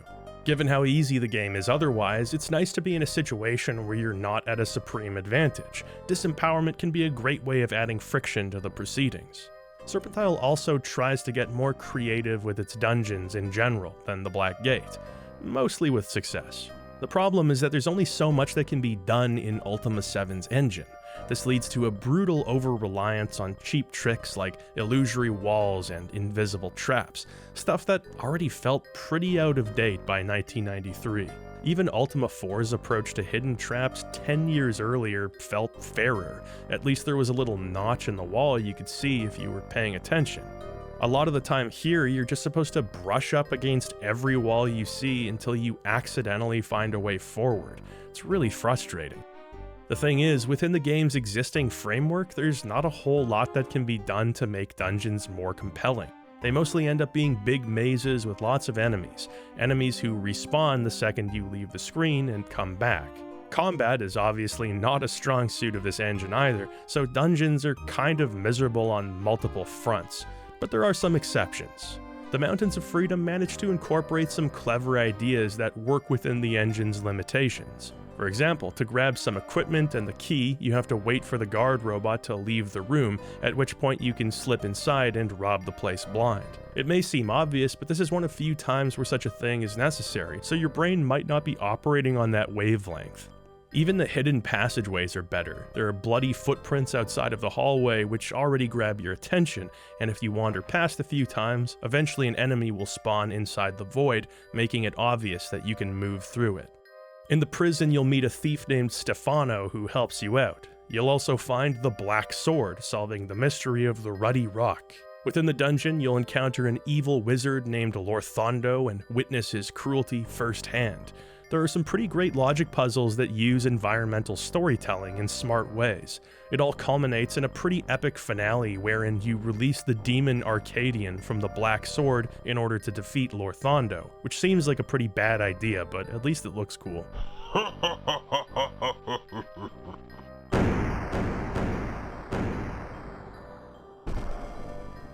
Are you alright? Originally, Arcadian did more than just laugh. As a matter of fact, his voice line still exists in the game files. I have paid my debt to thee, and our bargain is concluded.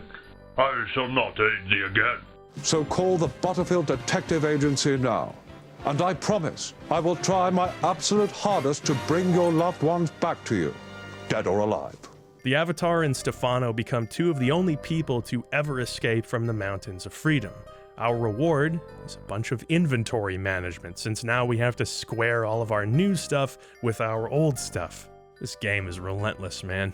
On the upside, with ice magic acquired, we can finally travel through Furnace to reach the mainland. Furnace is an interesting area and sort of marks an inflection point in the game. Everything up until this point could broadly be described as Act 1, familiarizing yourself with the game world, its 3 major cities, most of its major characters, and the relevant plot threads. You're now a citizen of the Serpent Isles, which means becoming a student of its history. This game is highly intertwined with the oldest Ultima games, with the exception of 2. No game wants to get involved with 2. They didn't know what to do with the whole Soviet Russia Earth setting shit. Anyway, the history as told in Serpent Isle goes something like this. In Ultima I, there were 4 continents: the lands of Lord British, the lands of the feudal lords, the lands of the dark unknown, and the lands of danger and despair. Mondaine's death in the original game shatters his gem of immortality, which, for some reason or another, causes the 4 continents to drift away from each other. The lands of Lord British becomes Sosaria and then Britannia. Nobody really knows what happens to the lands of the feudal lords and the dark unknown. But after the end of the Old King's rule, the lands of danger and despair would eventually become inhabited by people known as the Ophidians. At the center of their belief system were 3 serpents: the Serpent of Order, the Serpent of Chaos, and, keeping them in balance, the Great Earth Serpent. Ultima III's primary antagonist, the cybernetic organism Exodus, managed to imprison the Great Earth Serpent, forcing it to guard the entrance to the Castle of Fire. This was the place with the evil floors. We also made a sword there later. Without the Great Earth Serpent, the relationship between order and chaos was totally destabilized. This resulted in the War of Imbalance, and what followed was the extinction of the Ophidians.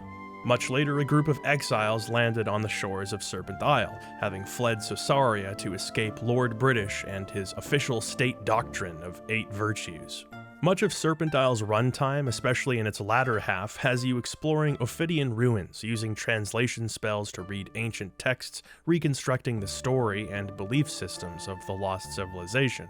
Now, to say that the Ultima series has a bit of a problematic relationship with its own history would be an understatement.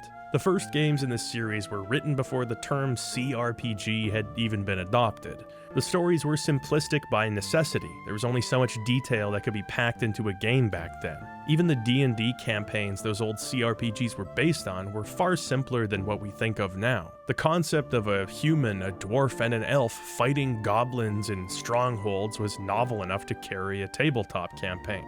Between the technology rapidly improving throughout the 1980s, as well as those fantasy tropes becoming more recognizable and cliché, the pressure was mounting to tell more complex stories. This reached its logical conclusion in Ultima's case with Quest of the Avatar, a game that not only pushed the series forward, but the entire genre.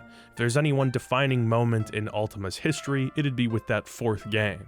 Because of that, Quest of the Avatar marked a new era within Ultima's world, the Age of Enlightenment. This retroactively sets the much simpler first three games in the Age of Darkness. While playing those Age of Darkness games, you get the sense that they were only ever meant to be minimally self-referential. The stories are simple enough to act as standalone plots, but could be made contiguous with a little imagination. It becomes harder and harder to square them with later entries, which were already far more complex by the time of Ultima V. Still, whether it was a desire to remain internally consistent, or just good old stubbornness, Richard Garriott always considered those first three games canon.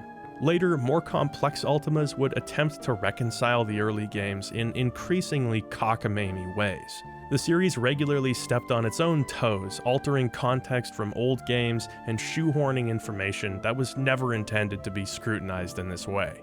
You've got standard plot holes galore.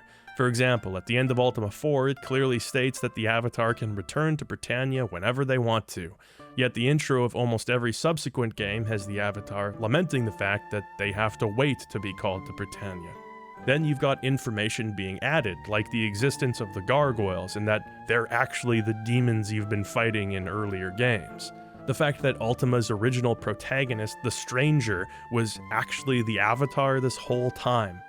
That somehow dwarves, fuzzies, and elves either went extinct or left between Ultima 3 and 4, except then dwarves come back in Ultima Underworld, but, just in the Underworld. I'm not here to tear all this stuff apart. In a vacuum, these inconsistencies aren't a big deal. You can either ignore them, understanding that these games weren't necessarily meant to be connected early on, or you can explain them away with your own theories. This world isn't particularly fussy about its own rules, what its agents are capable of, how magic works, that sort of thing. But Ultima's continued insistence on relitigating its own history with each new entry makes it hard to move on. It's like they could never quite decide what they wanted to do with those early games, so they just tried new things over and over again. This results in some legitimately cool ideas, like at the end of Ultima VI, being able to communicate with the souls of the original trilogy's villains and having that tied to the gargoyle virtues. That actually kind of value adds to the lore of those older games, despite the fact that, it's tough to explain certain things away. Like, how did the gargoyles in current-day Britannia reach across space-time and imprison Minax's soul in a statue? I mean, she only existed in future apocalyptic Earth. I don't know, it's the rule of cool. Maybe it was the same way that Exodus imprisoned the Earth Serpent's soul in a statue. All of that to say, Garriott wasn't exactly consistent in his handling of Ultima's world and what he allowed to become foundational lore. It might be tempting to think that he didn't really care. He was just a businessman who didn't take the time to make his own creation airtight. But I disagree with that assessment. Many of the people involved in Ultima had a common grievance, that Garriott was always overly protective about Ultima's world building, and he constantly shot down people's ideas. It was to the point where Warren Spector and Bill Armentrout were shocked when he gave the thumbs up to their Serpent Isle pitch. They were sure he was going to give them a list of notes and changes to make. Rather than not caring, I think it's just more likely that Garriott had a ton of cool ideas that he wanted to exercise. That's why Ultimas 1 and 2 have time-traveling phone booths, space colonies, and McDonald's. He was an enthusiastic but notoriously disorganized director, and there's no doubt that these traits reflected in his work. It's for this reason that I think Serpent Isle greatly benefited from a fresh set of eyes. Bill Armentrout was inducted into Ultima from outside of the Origin genealogy, having very little prior experience with the series. While this could have been a recipe for disaster, Serpent Isle is packed with more intriguing lore and world building than arguably any other Ultima. It's at this point that I'd like to draw a distinction between the plot of the game and its lore. We'll talk more about the plot as things unfold, but suffice to say there's quite a spotlight on the background info here. Whether it's plot relevant or callbacks to previous loose ends, the mythology is a highlight and rewarding to explore. As an example of those loose ends, you could find a tome on Monk Isle which implies that Blackthorn from Ultima V arrived on Serpent Isle after his extra-dimensional exile. You even learn that he found some measure of redemption after being a tool of the Shadow Lords. That's really cool and easily missable. It's like completing a circuit that began long ago. The history of the Ophidians and how they fit into the broader Ultima world also adds quite a bit of complexity to the game world without feeling awkward or shoehorned, at least for the most part. Ultima 3 players will have a unique perspective while uncovering the history of Serpent Isle. In the same way that rediscovering Britannia is rewarding when playing a new Ultima game, investigating Serpent Isle's connection with old Caesarea is a worthwhile pursuit. You may not even realize it, but the cities of Fawn, Monitor, and Moonshade all existed in various forms back then. Fawn descended from a city of the same name. The people of Fawn value beauty and grace above all else, even to the point of discrimination against ugly people. We don't deserve that. We can contribute to society good. Monitor came from the twin cities of Montor, east and west, now placing stock in strength and glory to the exclusion of those without such traits. It's great to have competent warriors in your corner, but generally speaking, you don't want your society run by stubborn meatheads who are more interested in big dogging than finding a pathway forward. Moonshade was founded by the inhabitants of Moon. Unlike Moonglow, which embraces the virtue of honesty, the people of Moonshade consider the workings of magic to be inherently deceptive in their manipulation of the world's laws. As such, unrestrained honesty is seen as a destructive force, represented by the piercing light of a moon, hence the contrast between glow and shade. Each of these cities houses a relic: the Helm of Courage, the Rose of Love, and the Mirror of Truth. You might see these objects as venerating the three principles, but there is some irony in the way they're designed, intentional or not. The Helm of Courage sure looks intimidating, but its eye slit only gives its user a narrow and restrictive view. The Crystal Rose is a fragile representation of love, prone to shattering and forced to be hidden away. The mirror doesn't invite truth, but reflects it. That's what mirrors do. The relics here represent not only the three principles, but each city's superficial understanding of them. Other comparisons to the Britannian way of life can be found in these cities too. Jalome and Trinsic, the cities of valor and honor respectively, are the ordered form of courage, while Monitor is courage and chaos. The cities of Britain, compassion, and Minok, sacrifice, are the ordered form of love, while Fawn is its chaotic form. Just as beauty and courage are supreme values, they can be taken to cruel extremes. Whether we're in Britannia or Serpent Isle, moderation is what keeps virtue true. Once that balance is disrupted, corruption becomes inevitable. That balance is signified here by the Great Earth Serpent, which is another nice inclusion. I always felt like it was an underutilized idea in Ultima Exodus. Like, you got this badass mythological snake sitting outside the Castle of Fire and all you do is teleport past it and never mention it again. Knowing that it was enslaved and its absence brought about a great war adds a mystique to the world of Serpent Isle that you don't get in Britannia. The landscape here is dotted with ancient ruins and texts in an unfamiliar language, really giving you the sense that the Ophidians just up and disappeared. Snake symbolism has been used in Ultima since the series' early days. Hell, Richard Garriott wore, and still wears, a silver serpent medallion everywhere he goes. With all of the statues, tapestries, and even the characters used in the Ophidian alphabet, the importance of snakes is impressed upon you constantly. It gets all the weirder as you make your way through the game and find yourself receiving cryptic messages from the Earth Serpent. It's voiced by longtime Origin artist Denis Loubet. A new hero has entered this world. Am I dreaming, or is he real? I think he's doing the Inhale voice. I can do it too. See, it's me, the Earth Serpent. Just letting you know that everything is fine, and you should go back to Britannia. Anyway, with all the information you're given, it becomes clear that the unnatural storms and apocalyptic fervor of this land have something to do with the Serpent's absence. This gives you yet another thread to follow, finding out what's happened to the Great Earth Serpent and restoring that balance. While the game's first half is much more concerned with introducing you to the cities and people of Serpent Isle, the back half has you exploring the many Ophidian ruins. The first of these is Furnace. Even though Roto Luncia was hypothetically a member of the Mages Council, a powerful group of ingenious sorcerers, she never learned the difference between a gargoyle and a demon. This despite the fact that a city of gargoyles lives right underneath her feet. What is she, stupid or something? Indeed, Furnace was once a mighty Ophidian city, but is now inhabited by gargoyles. How did they get there? Who can say? But right now, for various reasons, they're sleeping. Earlier, when Thoxa was talking about sicknesses running rampant through the land, this apparently included the gargoyles being perpetually sleepy. All but one, a fellow by the name of Zelkis, are trapped in an unending slumber resulting from the imbalance. Zelkis, who struggles to stay awake, tells the Avatar of a shared dream between the gargoyles. 3 ghosts causing havoc across the land, destined to become enemies of the hero. Couldn't be me, I've got 4 beloved companions. Isn't that right, Boylan? My name is Boyden. Whatever. Zelkis has one of the serpent artifacts and agrees to hand it over provided the Avatar can pass a test of purity.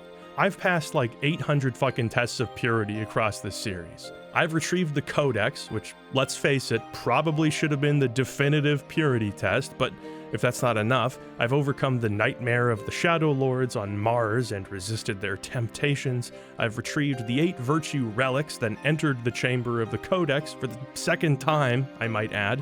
I've been laughed at by a unicorn because I've never had sex, so I guess you could argue that's sort of a purity test. And I even learned the mantra of singularity by literally passing a different gargoyle purity test back in Ultima VI.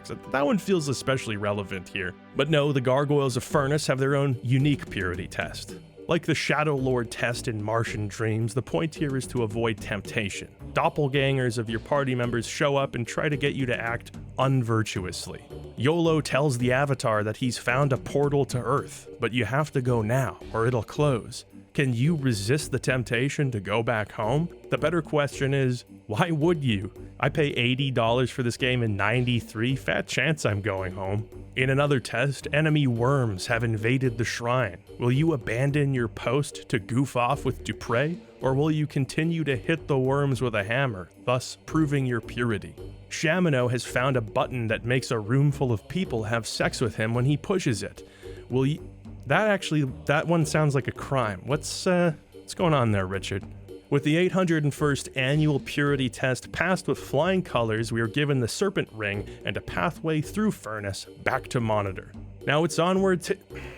Oh my god. The game messed up my inventory again. Patience is a virtue. I must practice patience. With a lot of these main story dungeons, you'll notice the puzzles revolve around picking up and putting items down in specific places to activate them or combine them with other items.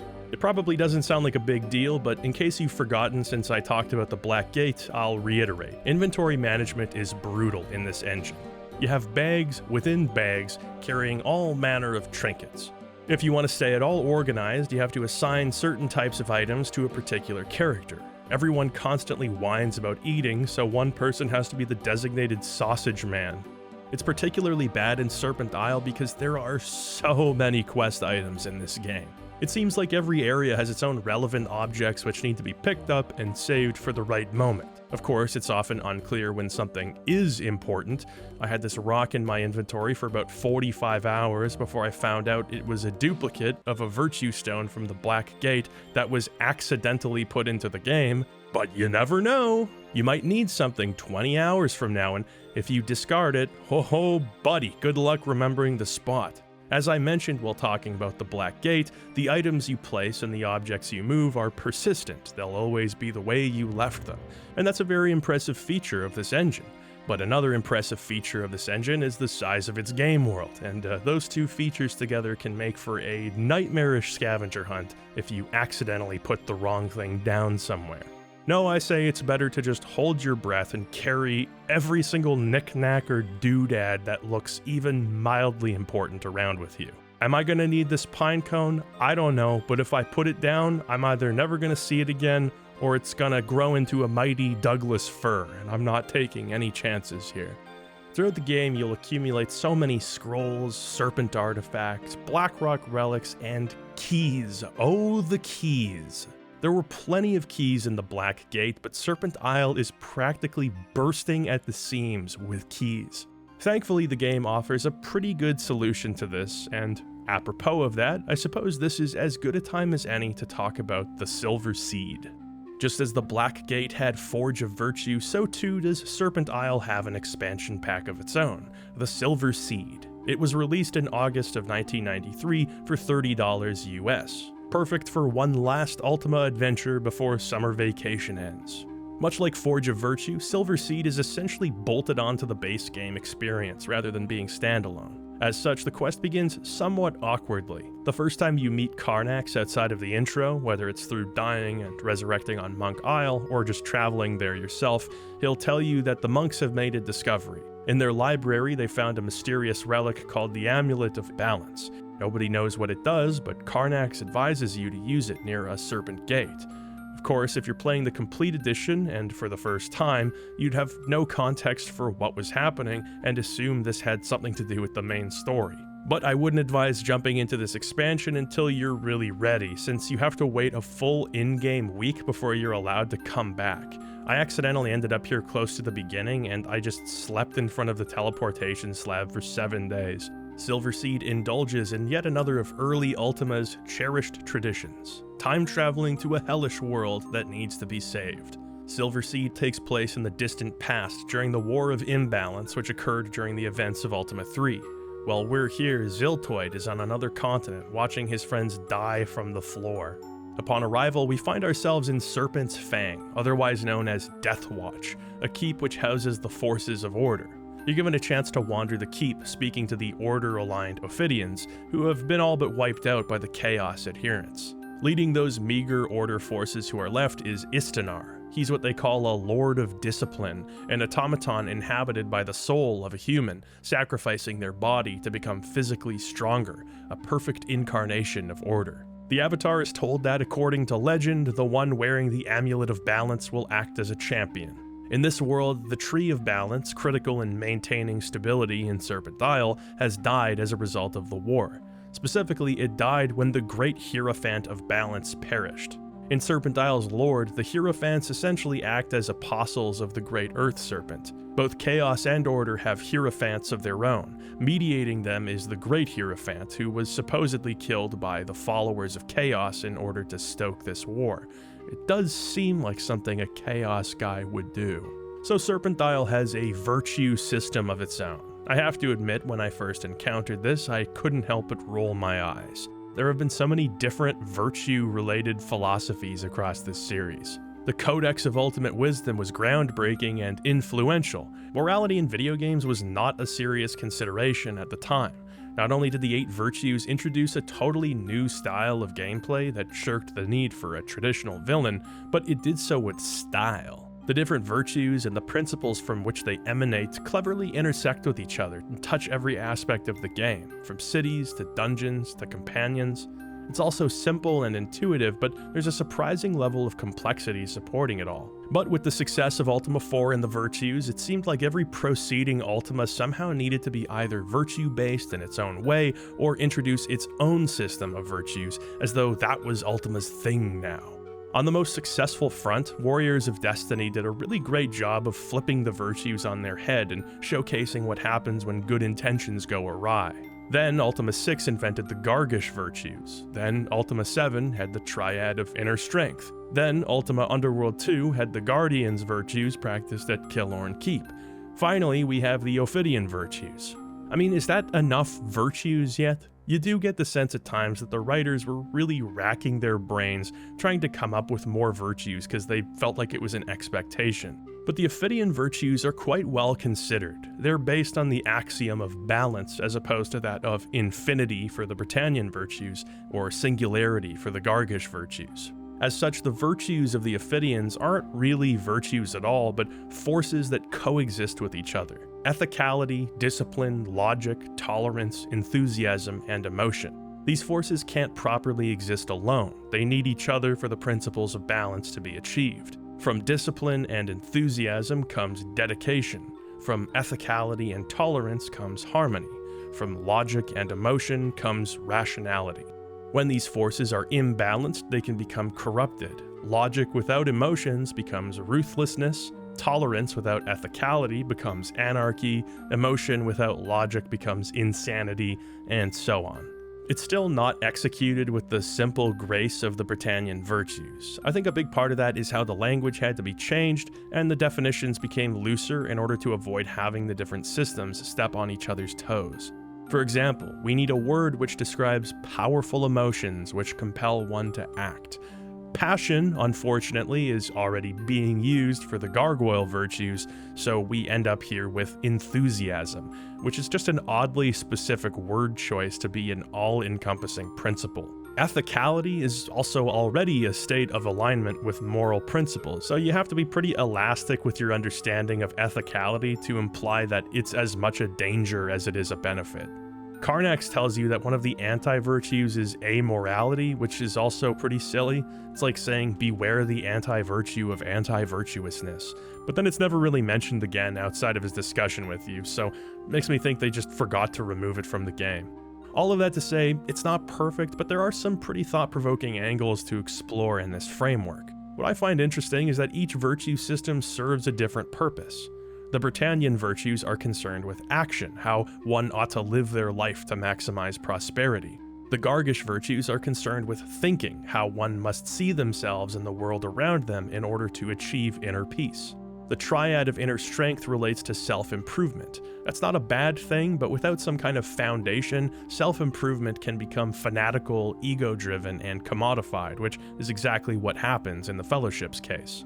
Finally, the Ophidian virtues are all about finding equilibrium between conflicting principles. Rather than fighting against particular forces, you learn to integrate them. The Great Hierophant represents balance in a literal and figurative sense. Without him, the harmony of balance has become disrupted. Chaos and order are at each other's necks, in a conflict as old as time. This plays out in the story as a brutal war. Each side blames one another for the death of the Hierophant. The forces of chaos wreak havoc and anarchy across the land, while the forces of order ruthlessly impose their rule. Serpent's Fang is surrounded by chasms reaching deep into a void. The landscape of Serpent's Isle is unrecognizable here, a war-torn wasteland with little natural light and few signs of life. The Hierophant of Order, Calathus the Avenger, has been slain, along with many of her generals. The forces of order now utilize robot warriors as their last line of defense, desperate to continue Calathus's holy crusade. To quote Istanar, "It was chaos who brought us to this crossroad, and it is they who will pay." Hard to argue with a line as kick-ass as that.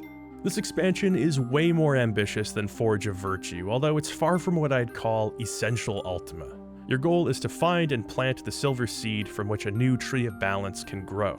In order to secure the seed, you must first find 4 doohickeys of playtime extension, aka the magic orbs.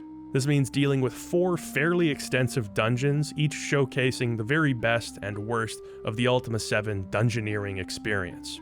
First and foremost, the expansion pack introduces some great quality of life changes to the engine.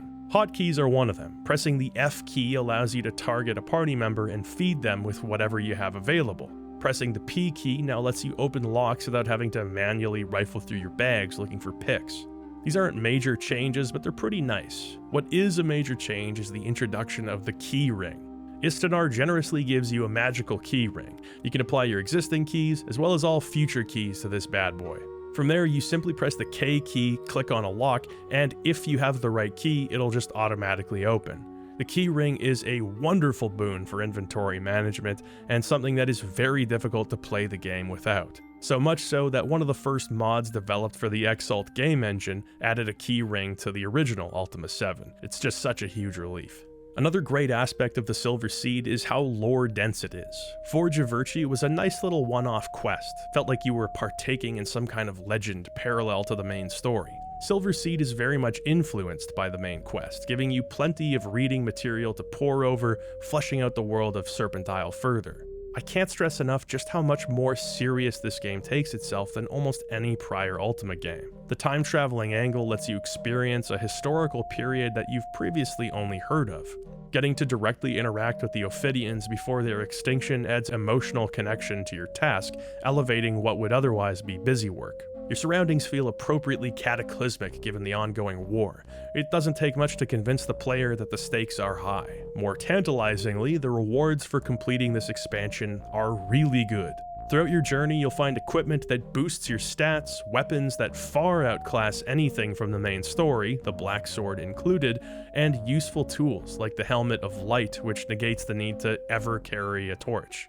Even the base game has a surprising amount of loot and equipment. Even though the difficulty is low, it's fun to find and equip all the new stuff.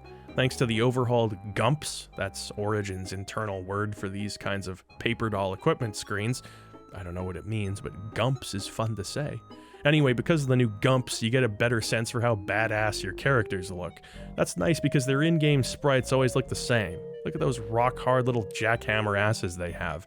Finally, towards the end, you'll be given the Ring of Reagents, which is one of the most powerful relics in Ultima history. As the name suggests, when the ring is equipped, you no longer need to buy or carry reagents. You can cast whichever spells you own, limited only by your mana. I'm of two minds about this ring and all of the borderline broken gear that Silverseed gives you. On one hand, they serve to undermine the few RPG systems that are left. Now you don't even have to care about reagents or light sources or ever worry about finding powerful weapons again. On the other hand, Ultima VII's RPG mechanics are so weak that you can't help but appreciate being given a way to just bulldoze through them. It's like the developers are apologizing for the few nagging complexities you still have to deal with by making sure you don't have to deal with them. Like fixing the cracks in a dam with duct tape. Comprehensively unideal, but it's not like we can build a new one right now, so I guess it'll do. The gear looks cool, and it certainly makes you feel more powerful. I guess the question is there any point during Serpent Isle where you think to yourself, gee, I sure wish I was even more powerful? Now this expansion is, again, basically just a set of dungeon crawls. The developers didn't really do anything here that you wouldn't have seen elsewhere in the Ultima VII saga, and in fact they even lean into some of the more annoying traits. The volume of puzzles involving illusory walls continues to be very frustrating. Serpent Isle does mercifully add a dispel illusion magic, provided you can find it, and it's borderline necessary for huge sections of this game. Some of the dungeons in Silverseed also feature these pixel hunt-centric puzzles. This is disappointing because pixel hunts were an 80s and 90s adventure game trapping that the Ultima series largely managed to avoid up till now. Here, some of the things you're expected to notice are pretty outrageous. I mean, come on, man, how are you ever gonna find the ring here? It's not like these piles of rubble can be destroyed. Oh, with the exception of one which blocks a pathway forward. Yeah, you're just supposed to instinctively know to attack this particular pile of rocks and none of the others. Some of the logic puzzles are quite a reach too. There's a sign on the wall which says, "Sacrifice by fulmination." Fulmination means a violent explosion, so you might think to use an explosion spell. If you know that the word fulminate is derived from the Latin fulminare, which means to hurl lightning, then you might even think to bust out a lightning spell. What I most certainly didn't think to do was to take a lightning whip and manually place it on the altar, destroying it and opening the pathway forward. I'm sure some seasoned experts are going to tell me that they would have figured this out immediately, but I maintain that's quite a reach. The thing is, even the developers didn't seem to be particularly confident in some of the puzzles here. The reason I say that is because the game manual literally contains a walkthrough of the whole expansion. It shows you maps, secret door locations, it even gives you instructions on how to overcome logic puzzles, and it doesn't even do that right. It says you have to detonate a powder keg by this pile of rubble, but that doesn't work. You have to attack it with your weapon. If you're gonna hold my hand and guide me through the whole thing, at least do it right. Between all of the teleporter mazes and switch puzzles, it kind of feels like you're voluntarily putting yourself through the most exhausting parts of Ultima VII's design. But it's with the promise of cool swag and more lore, so you kind of want to put up with it. And I don't want to drag on the whole thing, there are some really good ideas here. The different dungeons have quite a bit of character. The Order Keep has been overrun by the forces of chaos, and the result is really gruesome. I love the ironic, happy musical sting that plays as you enter this area and witness the carnage. You get a strong sense for the immediate consequences of the war. There are some menacing villains, like an evil wizard calling himself the Fiend. There are devious traps that you can't help but laugh at when they're triggered. Alright, I'll own up to that one. I also really like the 3 witches who guide you on your journey. These mysterious figures give you hints and provide story context for dungeons. Hocus Pocus had only come out a month before the expansion. Gotta be some inspiration, right? What's that? 3 witches are a staple of myth and literature and were used in Shakespeare's Macbeth or the Norns of Norse mythology? Listen, you don't know Origin Systems, okay? It was Hocus Pocus, alright? Maybe it was King's Quest IV. So these witches end up being agents of the Guardian, which raises all sorts of questions. Hey, why is the Avatar talking? I didn't tell you to talk. Actually, that probably is the dialogue option I would have picked. Yeah, that's what I would have did. So the Guardian is either an ageless entity who has existed for hundreds of years, if not more, and can see the future, or he has time travel abilities of his own and decided that the best thing to do was to send 3 crotchety old women to retrieve the Silver Seed. Why did I even free the Time Lord? He's not doing jack shit about all this time business. Help me out here, man. Anyway, as is the case with many a time travel story, the can of worms this opens is so beyond catastrophic that I am just going to walk over here now and assume that this will be satisfactorily explained in a future Ultima adventure. Karnax also shows up when you go to plant the Silver Seed. Why does everybody suddenly have access to time travel? I thought it was this amazing thing that only the Time Lord could dictate, but no, it turns out as long as you're an ascetic in whatever brand of Ultima philosophy you practice, yeah, you can just kind of zip on back and forth. Go back before the assassination of the Balance Hierophant and prevent all of this from happening, you cretin. I'm mostly joking around. You probably couldn't do much about the unstoppable tide of instability. And as far as time travel explanations go, just because the game doesn't give you one doesn't mean that one doesn't exist. It just means that Richard Garriott hasn't retroactively thought one up yet. I won't posit anything here. I identify with a wholly different brand of dork than guy who argues about time travel theories. That's not my domain. I just think it's funny that Karnax is like, I can't help you. If we become involved in your quest in any capacity, disaster can strike. And then he's like, hey, what's up? Making use of that time travel amulet I gave you, huh? Anyway, I gotta stop getting involved in your quest, disaster and all that. Just wanted to travel back in time to say, good job. See you back on Monk Isle. Bring donuts if you remember. With the seed planted, the tree of balance grows. What this means in practical terms isn't entirely clear, but we're to understand that it will subtly mend the broken world. And that's the Silver Seed. A bit of a mixed bag to be sure. Forge of Virtue was definitely smaller in scale, but that resulted in a fast-paced, focused experience with solid set pieces and a small handful of interesting characters. Silver Seed weaves a far more epic tale with direct ties to the game's main story. That's great because the backstory is one of Serpent Isle's strengths. Getting heaps of totally optional reading material on the subject is never a bad thing. The expansion also comes loaded with plenty of conveniences, but it all means that you have to put up with hours of mazes and pixel hunts and combat with enemies who respawn far too frequently. Ultima VII is at its best when it's striking a balance between all of these different parts. Silver Seed doesn't do that. For the modern-day equivalent of $66, it's also highway robbery. Removing contemporary pricing from the equation, it's still a worthwhile little adventure, just one that you're probably going to feel relieved to be done with. Now that the expansion is finished and we've found a pathway from Moonshade to Monitor, it's time to head in the next logical direction, through Gorlab Swamp.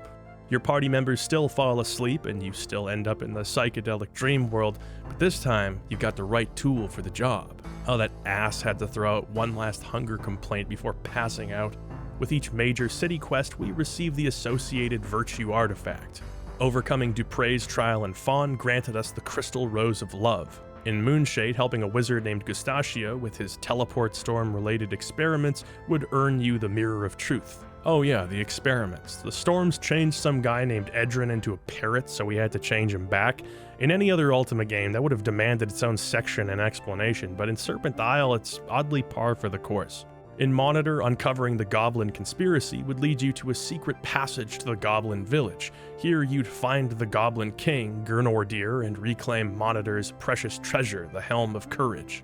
For a society that's entirely predicated on escaping the tyranny of Lord British's virtue system, it's interesting that each city's most prized possession is something that's intrinsically tied to Lord British's virtue system. Truth, love, and courage, huh? You authoritarian son of a bitch. We're founding our own society based on the principles of truth, love, and courage, where we can all marry our cousins. Anyway, outside of the helmet, which can actually be worn, the usefulness of these artifacts hasn't been clear until now. The dream world is home to many dreamy inhabitants, including, but not limited to, oh no, not you. Indeed. Put it on the table. Lord British has had a makeover too, and he looked so regal in the Black Gate. Why, Richard? Why must every character mutate to look like you? The fact that the epic castle music plays as you walk into this scene of utter devastation is pretty hilarious. It's also an accurate reflection of how playing an Ultima game feels these days. Age of Armageddon indeed. What happened to the good old days of valiant heroes and virtues eternal? Anyway, it's been a while since I've seen my old friend here, so let's kill Lord British. Oh, no you don't. This nightmare hath become too much to bear. The Avatar himself hath turned against me. Ah yes, a tidings so ill it could only be the product of nightmares. While journeying through the dream, you'll find out that a town called Gorlab once stood where the swamp now is. Long ago, a sorcerer named Rabindranath, pictured here in this humorous portrait, ran for town council, and he was so angry that he wasn't elected to town council that he swore revenge against the people of Gorlab. He began collecting dream crystals, and let me tell you, you never want a failed political candidate collecting dream crystals. Rabindranath opened a portal to the dream realm where the people of Gorlab became trapped for many years. Most of the people went insane except for the town healer, a woman named Siranush, who begs the Avatar to free the villagers' imprisoned souls. The Avatar must travel across the dream realm, bearing witness to horrifying visions. Batlin destroying the Avatar, Britannia destroyed, Stefano having a foursome on a tropical island. Well, one man's nightmare, I guess. We infiltrate Rabindranath's dream fortress, slaying his constructs and confronting the dread sorcerer himself. With the Helm of Courage protecting us from his cowardly magic, the Mirror of Truth reflecting his lies, and the Rose of Love lovingly defending us from his hate, Rabindranath is defeated.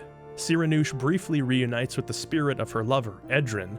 That was the parrot, by the way. That's why I mentioned the parrot guy. It's how you seal off this love story, before moving on to the next world along with the villagers of Gorlab.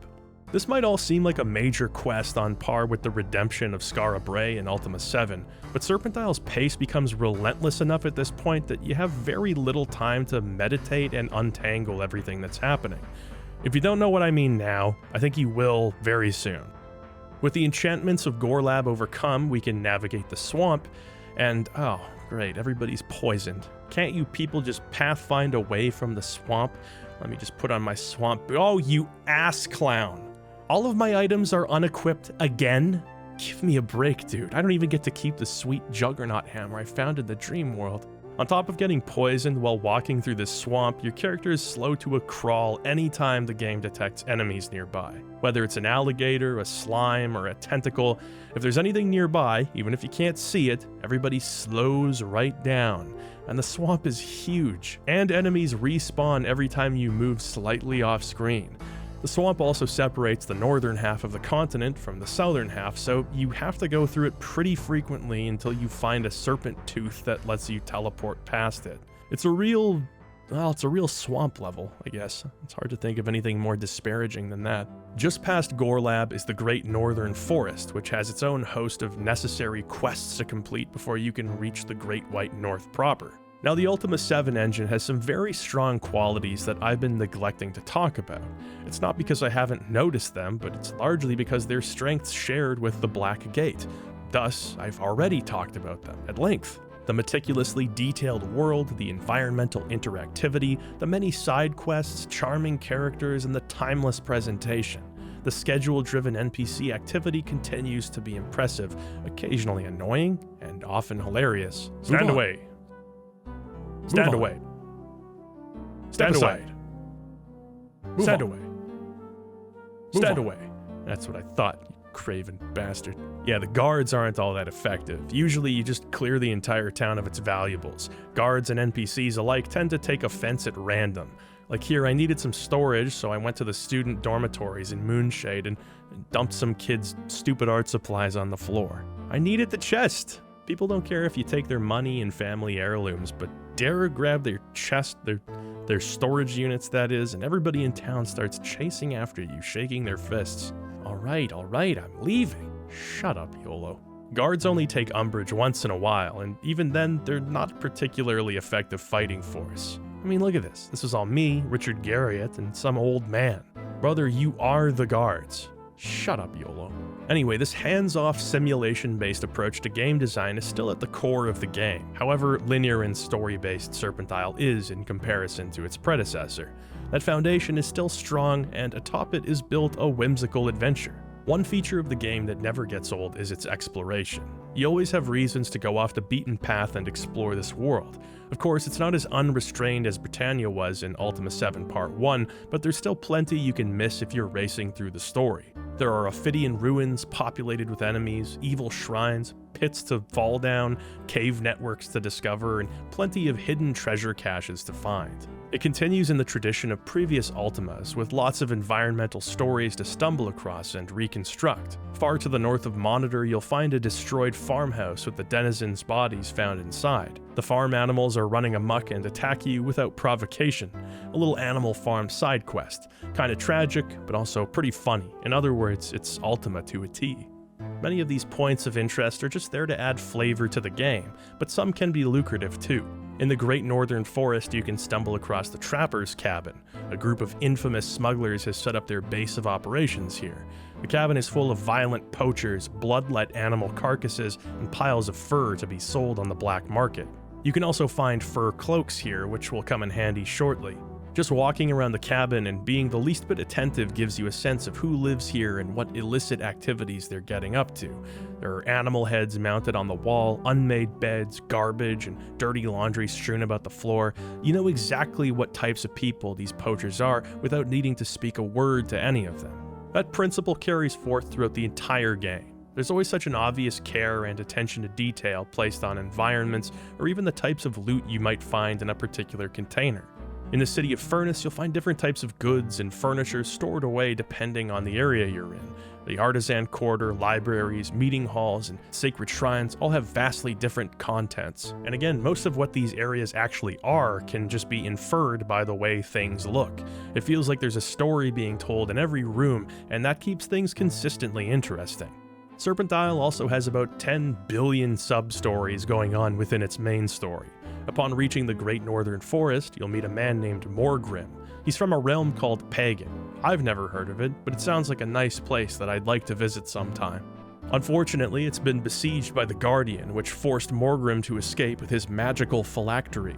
He's become a sort of Tom Bombadil steward of the forest. Only recently, an ex-knight from Monitor named Dragon stole Morgrim's phylactery. He's used it to become immortal and exercise control over an encampment of soldiers in the northern forest. Because he's immortal, you have to find a patch of rare mushrooms, which can be used to create sleep arrows. I guess he's mortal when he's asleep?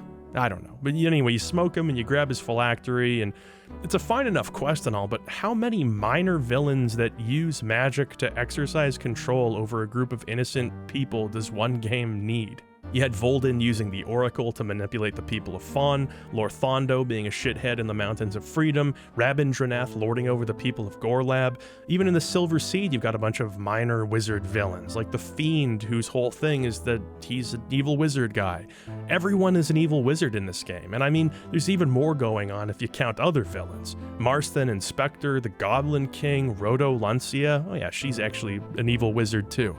There's so many villains with like 3 minutes of screen time, I'm starting to instinctively not care about them as they're introduced. And hey, what about the Guardian and Batlin? We already have villains, but without the foggiest idea of what their plans are. By this point in the Black Gate, I was stumbling across major clues regarding the Fellowship's true purpose, not to mention the Guardian's constant taunting. Do you really know where you're going, Avatar? So it's a relief when you retrieve Morgrim's phylactery and he uses his naturely magic to summon the Hound of Doskar. Yeah, that's right. Remember Cantra, the little girl who disappeared? It's been such a long time, I almost forgot that she was directly involved with Batlin. The only thing that serves as a constant reminder of the overarching threats are these teleport storms, which I actually quite like. In the beginning, it's easy to dismiss them as some far-off conflict, but that perception changes pretty quickly. There are people who have lost their loved ones in a sudden flash of lightning, which is pretty freaky. The concept of random storms that literally erase things from existence or at best swap them with other things, it's terrifying. Lord British tells you that the Royal Mint of Britannia just straight up disappeared. Gradually, even the scholars who have spent their time urgently thumbing through ancient texts for answers are teleporting away. The friendly necromage Mortegro just up and disappeared, with the storm leaving behind a mysterious altar where he once stood. For as remote as the Guardian and Batlin seem, the storms themselves actually lend a constant intimidation factor to the game, and they do a better job of it than the Guardian's smartass remarks ever did. It's just like a cruel, unthinking natural phenomenon that you can witness transmuting the world around you. Hey, sometimes it can be lucrative. Sometimes not so much. An anvil, really? These storms have a very juvenile sense of humor. You almost crushed the Hound of Doskar, which by the way, I'm pretty sure is just a Bernese mountain dog. In fact, I can almost guarantee this was just a picture of a developer's dog they had at their desk when Serpent Isle Picture Day rolled around. Richard Garriott was all dressed up. Forsooth, doth any soul among us possess a canine to serve as the Hound of Doskar? Verily, search true, or else thou shalt come in on thine Sunday off. Actually, thou shalt do that anyway. We have 6 weeks to release. Anyway, letting the Hound pick up Cantra's scent via the wooden training sword leads you to yet another compulsory diversion and yet another callback to earlier series games, albeit in a much weirder way. Following the dog, we arrive at Shamino's castle. You know Shamino, sprightly woodsman with a heart of gold. Well, apparently he used to be a king. As a matter of fact, he was the king of this castle right here, located in Ultima I's Lands of Danger and Despair, which as we know would go on to become the Serpent Isle. Shamino, supposedly, was this king, this little guy right here. I guess I never really registered that this zone was called Shamino's Castle. Probably for the same reason, I never asked why YOLO is in every town in Sosaria singing "Ho yo he hum." Shamino and a woman named Beatrix, I think this collection of pixels here, became engaged to be married, but Shamino left to go fight a war on behalf of Lord British, never returned.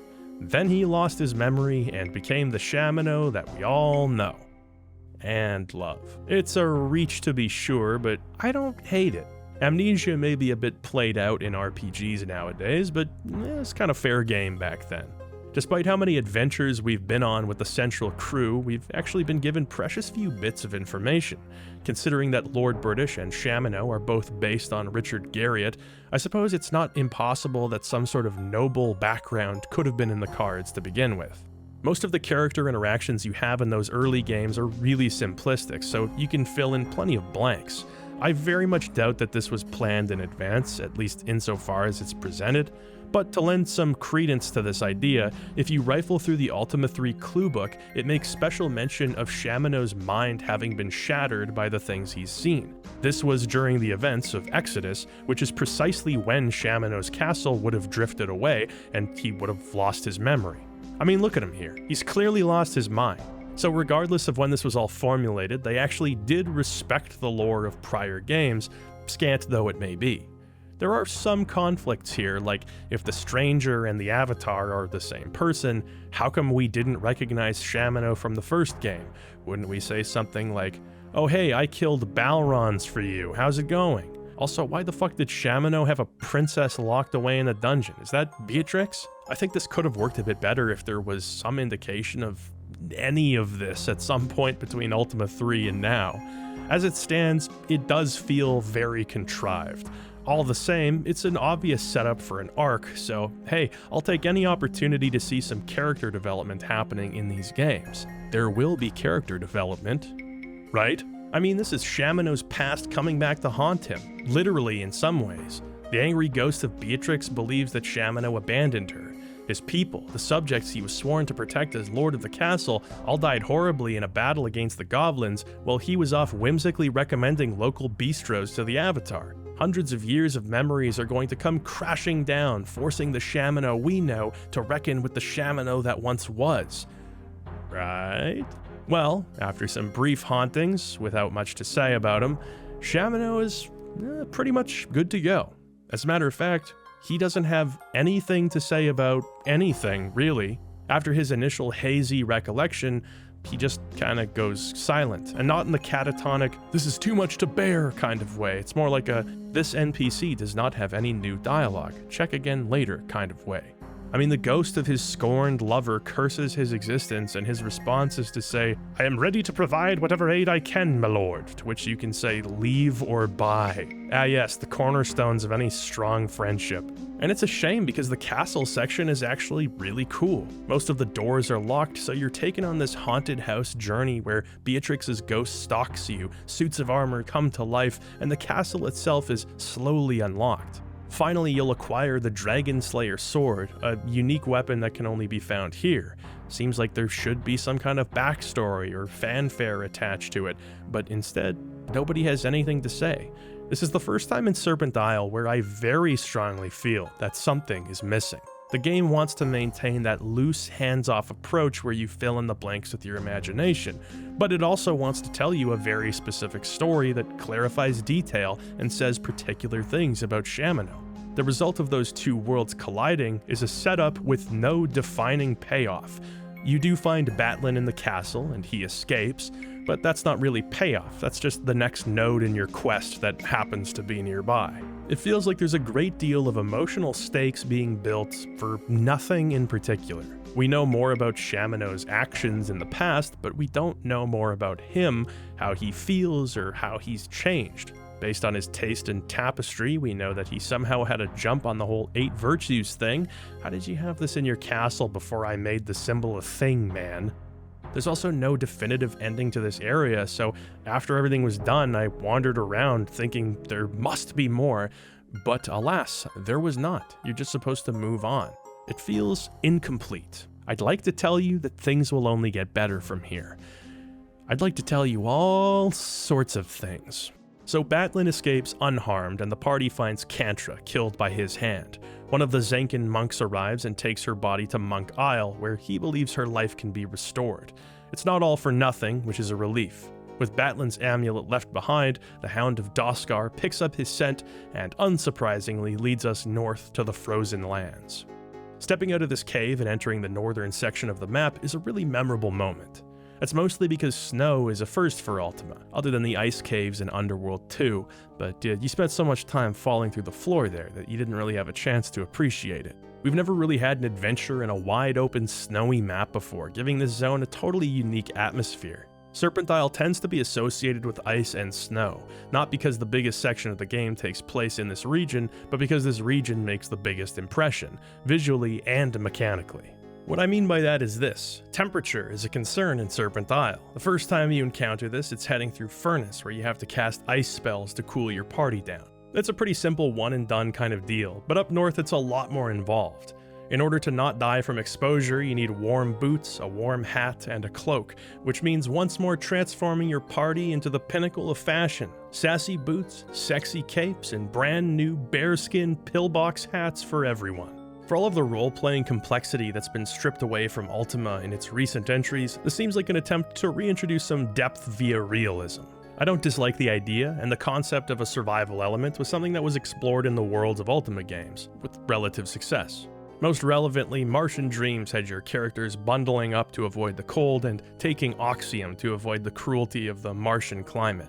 Instead of further expanding on these ideas, it's about as simple as it's ever been here, and that leads to temperature being more of an annoyance than an added layer of intricacy. It's not always clear what environments are considered freezing and what aren't, since indoor cells are treated differently.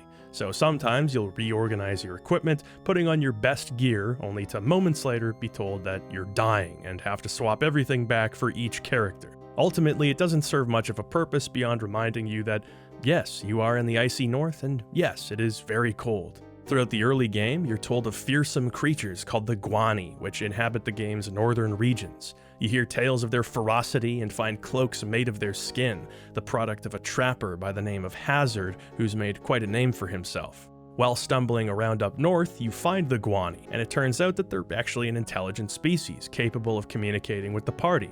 Not only that, but you find out that Gwenno has actually been assisting the Guani in their fight for survival against Hazard.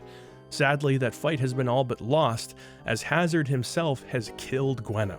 After traveling all the way from Britannia to Serpent Isle, braving lava-filled caverns, icy tundras, dealing with demons, and slaying the Keepers of Nightmares, we're finally within arm's reach of Gwenno, and she's dead. What's odd about this revelation is that in-game, Iolo has no reaction to learning about Gwenno's death. He doesn't speak so much as a word about it, while the Guani tell of Gwenno's passing. The only way he'll react at all is if you manually speak to him and bring up Gwenno as a conversation option. It's just a short line, but I guess it's something. These big emotional plot beats continue to feel truncated. What should be a low point in the story, a story which by the way was very eager to have our characters weigh in constantly early on, is left to the player's imagination. You could pretend your party members were mourning in Ultima V because the entire game was depicted in this representational style. Here, it just comes across as none of our party members caring about anything. In a game where plot-irrelevant NPCs can stand there speaking entire essays to the Avatar, can't his closest friends find 2 words to say during the most critical point in the story thus far? More and more often, it feels like the designers just didn't finish what they started. There is some exploration to be had in the frozen north, although it's certainly less populated than other regions of the Serpent Isle. Most of the dungeons and caverns you'll find here are linked to the main story, which does suck some of the joy out of exploration, but there are a few unique points of interest. You can hop on an ice raft and explore the sea, salvaging goods from shipwrecks, frozen in glaciers, and nabbing loot in long-forgotten ice caves. I really love the idea of Arctic exploration, braving this inhospitable frontier, uncovering lost expeditions. It really sets my imagination on fire, so this entire area suits me just fine. Hey, it's the Magebane sword I started with. I guess that's what was swapped with the blue egg. I'll just take that. Oh, this isn't your baby. Chill. Guys, where's the raft? Where's the raft? Get on! Oh no, we forgot Boyden. Get on, you crime against nature, you. At the center of the Frozen Lands culture are the Guani. These lovable little furballs are actually undergoing quite a bit of hardship. As mentioned, they're mischaracterized across the Isles as monsters and indiscriminately hunted by Hazard. Not to mention the only Guani child left, Niobe, has come down with a mysterious illness, and that means we have to go collect ice dragon blood to heal her. Conversations with the Guani are pretty depressing. While the humans have a propensity to fight against the apocalyptic tide to their dying breath, the Guani have just sort of accepted that their time on this planet is over. They not only see the teleportation storms and plagues as a sign of their final days, but even Hazard and his trappers. As they see it, it's all cosmic homeostasis. It's a pretty grim punctuation mark on an already low point in the Avatar's journey. Rather than getting caught up in the mourning, the bodies of their venerated dead are frozen and placed in a temple. The Guani tell the Avatar that in order to access their death temple and recover Gwenno's body, we'll need the Guani horn. But of course, the Guani horn has been stolen. Stolen by whom, you ask? Batlin? Hazard? Somebody we've already heard of? Why no, it's a brand new evil wizard minor villain, of course, Vasculio, the Death Magician. The people of Monitor are right to live in fear of wizards, and the people of Moonshade are right to associate magic with dishonesty. You'd think the evil wizard market bubble would pop, but no, there's always another one waiting to deliver a speech, tempt you with violence, and then promptly die. Vasculio is one step ahead of us, though. He's locked the Guani horn behind a magical field. Unlike prior games, the Dispel Field magic is only available in one particular spot here, making the spell act as a progress gate of its own. The search for the horn leads us to the next major section of the game, Skullcrusher and Spinebreaker. These are the abandoned underground cities of chaos and order respectively, the center of Ophidian culture back before the War of Balance took place. Much like the city of Furnace, these areas, Spinebreaker in particular, act as extensive puzzle dungeons. They test your ability to memorize information, observe your surroundings, and apply your knowledge. In typical Ultima dungeon fashion, they also test your ability to scream and reload your last save when you step on an invisible trap, struggle to put items in pixel-perfect spots to unlock new doors, and ram your head into walls until you find invisible doors. The game hasn't exhausted its bag of tricks just yet, but it's getting there.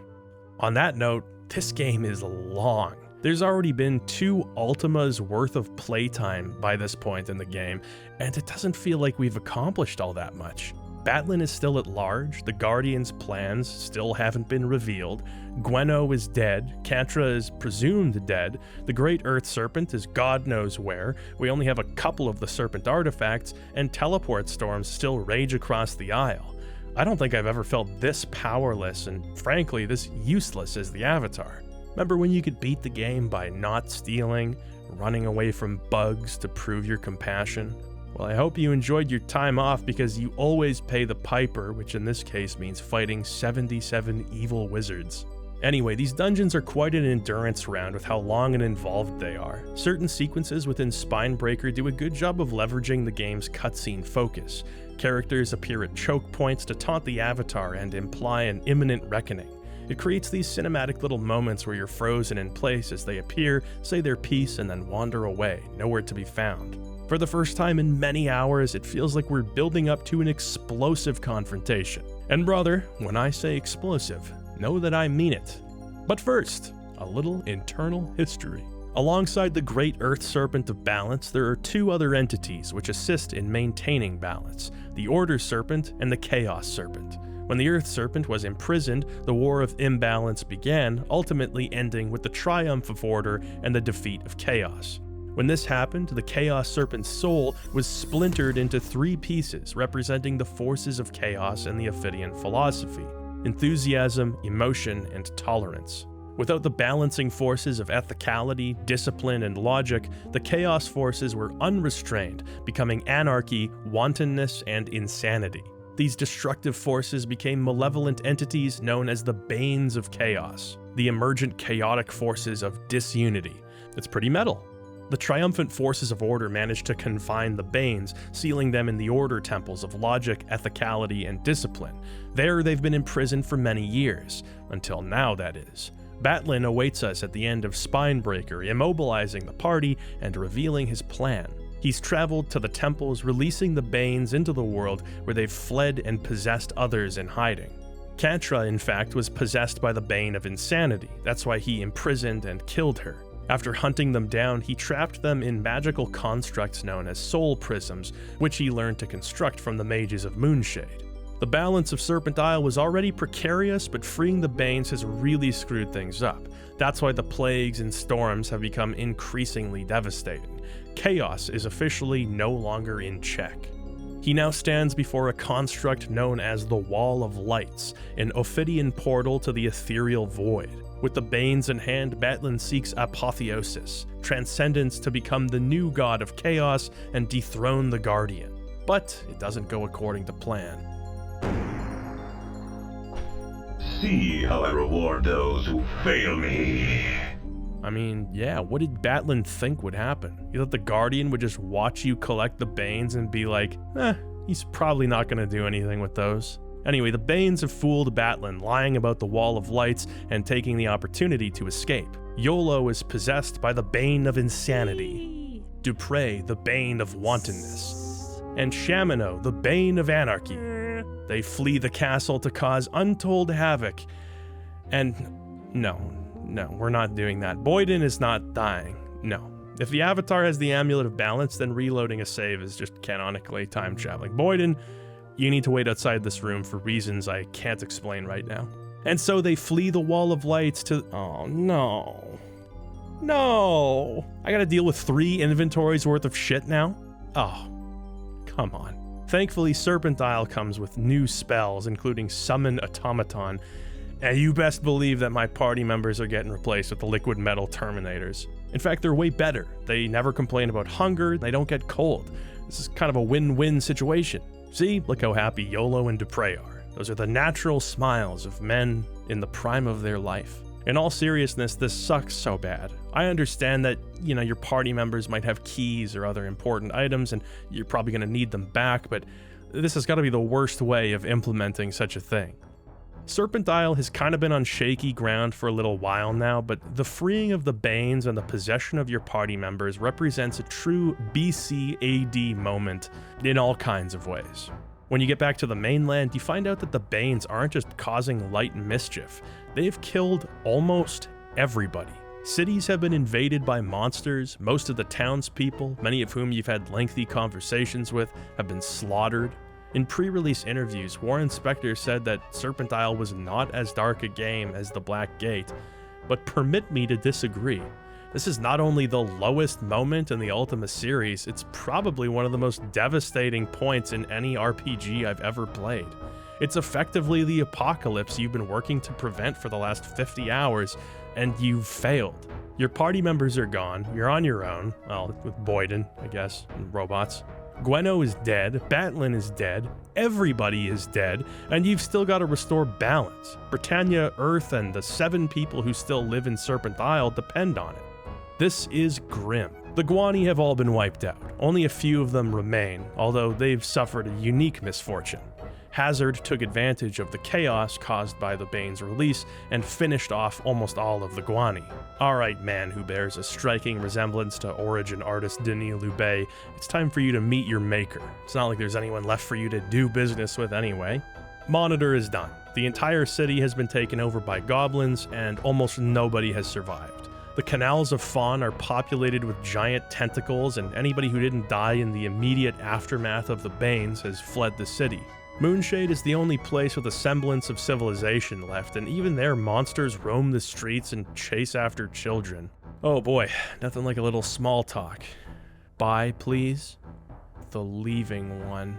Serpent Isle was already a fairly linear game, especially in comparison to earlier Ultimas, but from here on out, they really double down on that. There is a very specific set of objectives that can only be completed in a way dictated by the game.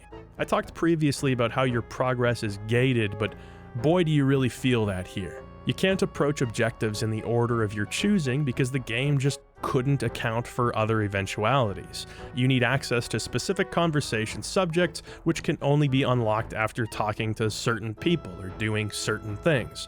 You can't get the Gwani horn until you have a Dispel field spell. You can't learn that spell from a wizard. It needs to be given to you at one particular point in the story.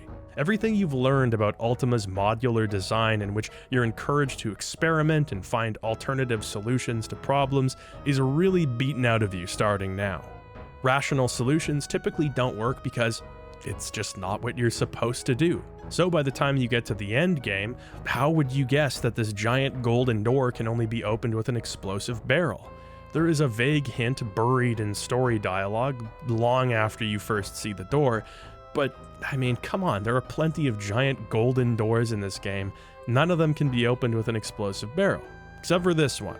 Mind you, an explosion spell, which hypothetically serves the same purpose, doesn't work. You start to see shenanigans like this, where suddenly a mechanic that hasn't been hinted at or utilized is just the only way to progress. Sometimes it's kind of clever, like forcing you to transform into a snake to slither through a mouse hole. But oftentimes you're meant to stumble in the dark, trying everything until you finally break down in tears and call Origin's hotline to order the clue book. Remember dozens of hours ago when we saw this 2-second vision being projected on Monk Isle? Well, this is a vision of the bartender robot Petra from Moonshade walking on acid. One puzzle here requires you to walk on acid. For some reason, your army of perfectly good robots can't be put up to the task. You have to leave the dungeon, go all the way back to the Moonshade pub, and ask Petra to do it for you. Petra being an option makes sense. Maybe you didn't learn the Create Automaton spell or need another way of making it across. But the fact that another obvious possibility isn't accounted for is really strange. Some of the quest flags don't even make sense. The Gwani just flatly won't tell you the password to enter Skullcrusher until the Hound of Doskar has sniffed Batlin's amulet. There is no connection between those two events. They shouldn't need to be reliant on each other. But this is the intended order of things, and you can't step out of it. I mean, there's nowhere to go but north at that point, so there's a good chance you wouldn't even think of calling the Hound again. All it does is bark and point north. Things like this lead to many situations where you feel nervous to move on, like you're sure you missed one tiny thing that's going to prevent you from moving forward. This is a huge game world, and backtracking to find the errant dialogue or item you glossed over is not a simple matter. False Prophet and Blackgate's proto-immersive sim design and simulated physics system are such a great fit for puzzles like these. But alas, the closer you are to the end of the game, the more obstacles there are and the less options you're given to overcome them. The game is afraid you're going to break it, and consequently, your leash gets tighter and tighter until you've got very little breathing room. With the Guani Horn, we can enter the Death Temple and free Gweno's body. In a callback to some of that cinematic focus from the early game, you hear an inverted form of the song Stones when approaching her, which is a really nice touch and one of few new music tracks. From here, you can take her to the... Hold on, I gotta rearrange my inventory. You can take her to Monk Isle, where, along with Cantra, Gweno is successfully resurrected.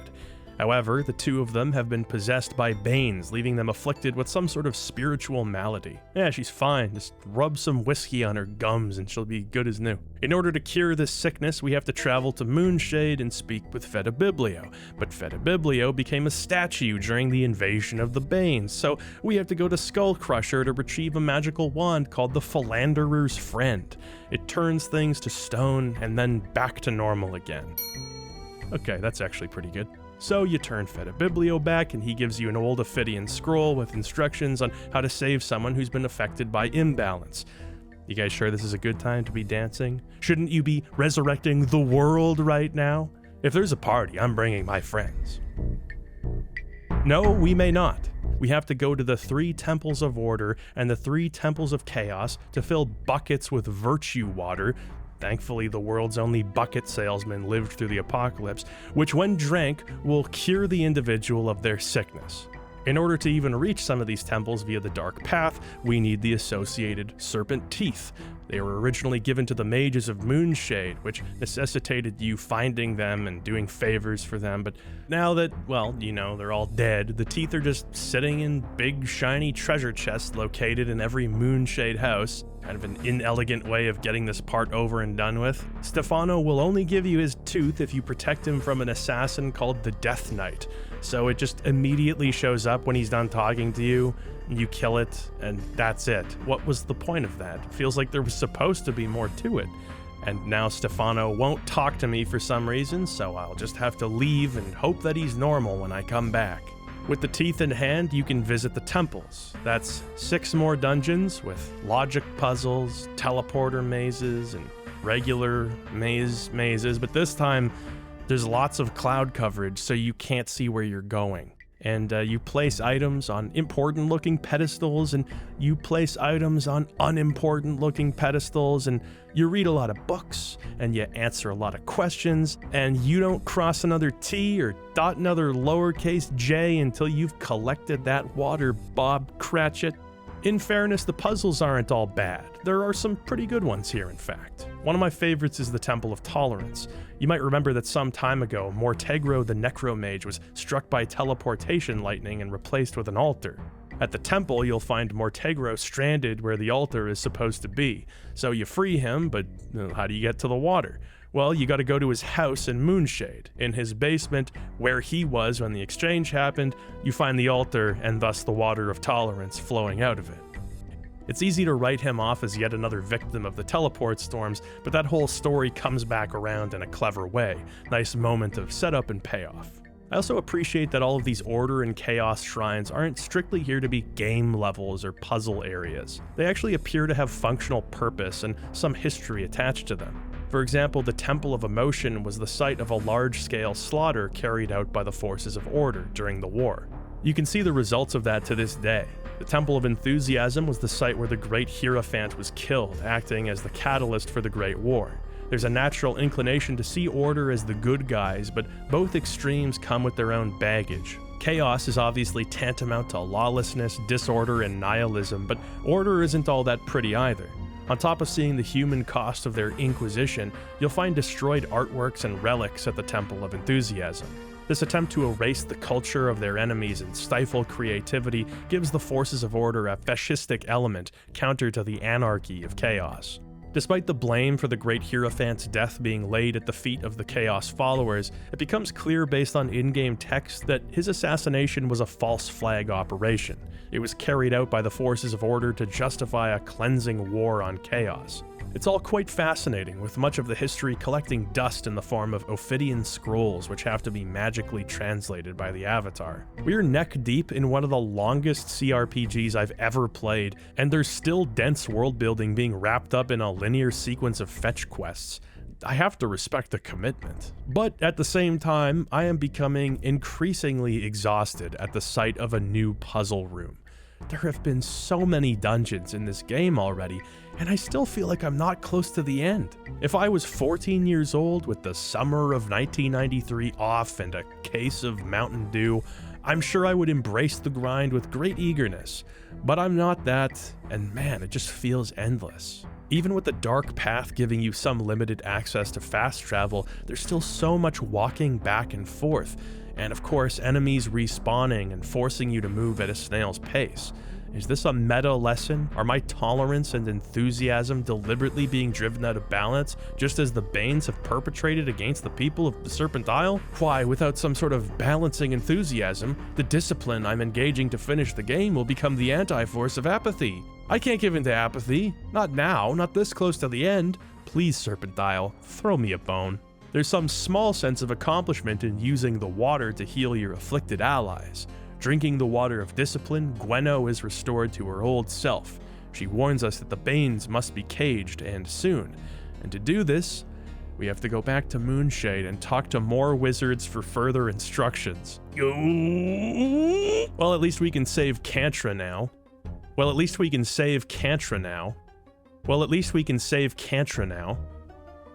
They didn't make it so we can save Cantra now. That's okay that they didn't. It's just little Cantra. What's a little Cantra between friends? No problem. She can remain addled. Just a game-length quest that's just not finished. No problem. Tauricio, who has made himself comfortable as new head mage after the previous one's death, tells us how to create a prison for the Banes. In fact, this is the second time he's had to explain such a thing to a filthy Britannian since Batlin asked for the same info. One must have the local artisan craft a gem from worm hearts. Oh no, I hate talking to this guy. The worm gem must then be activated with a particular spell. One thing that Batlin forgot, hence why the Banes escaped, was treating these so-called soul prisms with the appropriate virtue water. You need to create the prisms of tolerance, emotion, and enthusiasm. Let's face it, if your soul is going to be trapped in a prism, it might as well be the prism of enthusiasm. That's the fun one. With the Bane capturing crystals in hand, you can finally head to the castle of the White Dragon. This was yet another castle located on the same continent as Shamino's castle in Ultima I. In fact, the king of this castle's daughter was Beatrix, who Shamino accidentally abandoned. After she passed, the king went mad with grief and had his subjects killed in unimaginably horrible ways. Since then, the castle has been haunted, and now finds itself inhabited by our three companions. We have no choice but to accept their invitation. It's happening! This place is preying upon my mortal fears! The castle is sort of a zany funhouse. You enter a new area, one of your afflicted companions shows up to taunt or mislead you, and you're left to solve the area's secrets and continue. But for the fact that this is the latest in an unbelievably long line of endgame dungeons, there is some fun to be had here. Great practical jokes, Chapter 1, exploding books. That's a good one. Oh no, I thought the jesters would be enough. They got gremlins too. That's it, I'm summoning an army. Defend me, my skeleton minions. See, now this is peak Ultima. Oh, what happened? You little bastards were so confident a second ago. Oh, no you don't. That's for all the stolen food back in Akalabeth. Ah, yes, the old hide the key under one of the 700 plates trick. Can't fool me, I invented this one. Finally, after braving the chaos of the castle, we find our possessed companions sitting atop their evil thrones. One after another, the Banes are sealed within the soul prisms, and our comrades are freed from their influence. Wait a second. Your companions don't have any reaction to being possessed and forced to slaughter most of the world? They have nothing to say? Join and buy? That's not even the best part. After you save your friends, this task that has taken Hours upon hours sealing souls and collecting artifacts, delving into ancient temples, I'm automatically teleported to Monk Isle to witness the rise of Zenka, without my companions. And where, pray tell, are my companions? Waiting for me to click join in the basement of White Dragon Castle. Across the map! Serpent Isle should have been over 20 hours ago, and it most certainly should be over now. But it's not. It's never over. There's always another temple to plunder, another key to find, another illusory wall to bump into, another party rearrangement that forces you to have another inventory management session. Serpent Isle just keeps going. Zenka now tells us we must seek the dead on the Isle of Crypts. Frankly, I don't know why we must do anything since she's not providing an explanation, but hey, I bow to the Prophet and the Prophet alone, something that Electronic Arts also likely said as they rushed Serpent Isle out the door. So it's off to the Isle of Crypts to deal with another dungeon. Here we raise the great Hierophant's shade using a powerful spell and speak to him for the first time. He tells us that we must talk to the Chaos Hierophant. If you're lucky, or unlucky I guess, you've already spoken to the Chaos Hierophant. Serpent Isle shipped with a severe bug that caused every ghost in the game to be internally tagged as the Chaos Hierophant. So early in the game, I wandered into this burnt down building and spoke to a ghost, only for the Chaos Hierophant to begin prattling off spoilers that I had no context for. He then said, "I hope you remember all this because I'm never gonna say it again." And then he left in a spectral haze before proceeding to say it all again.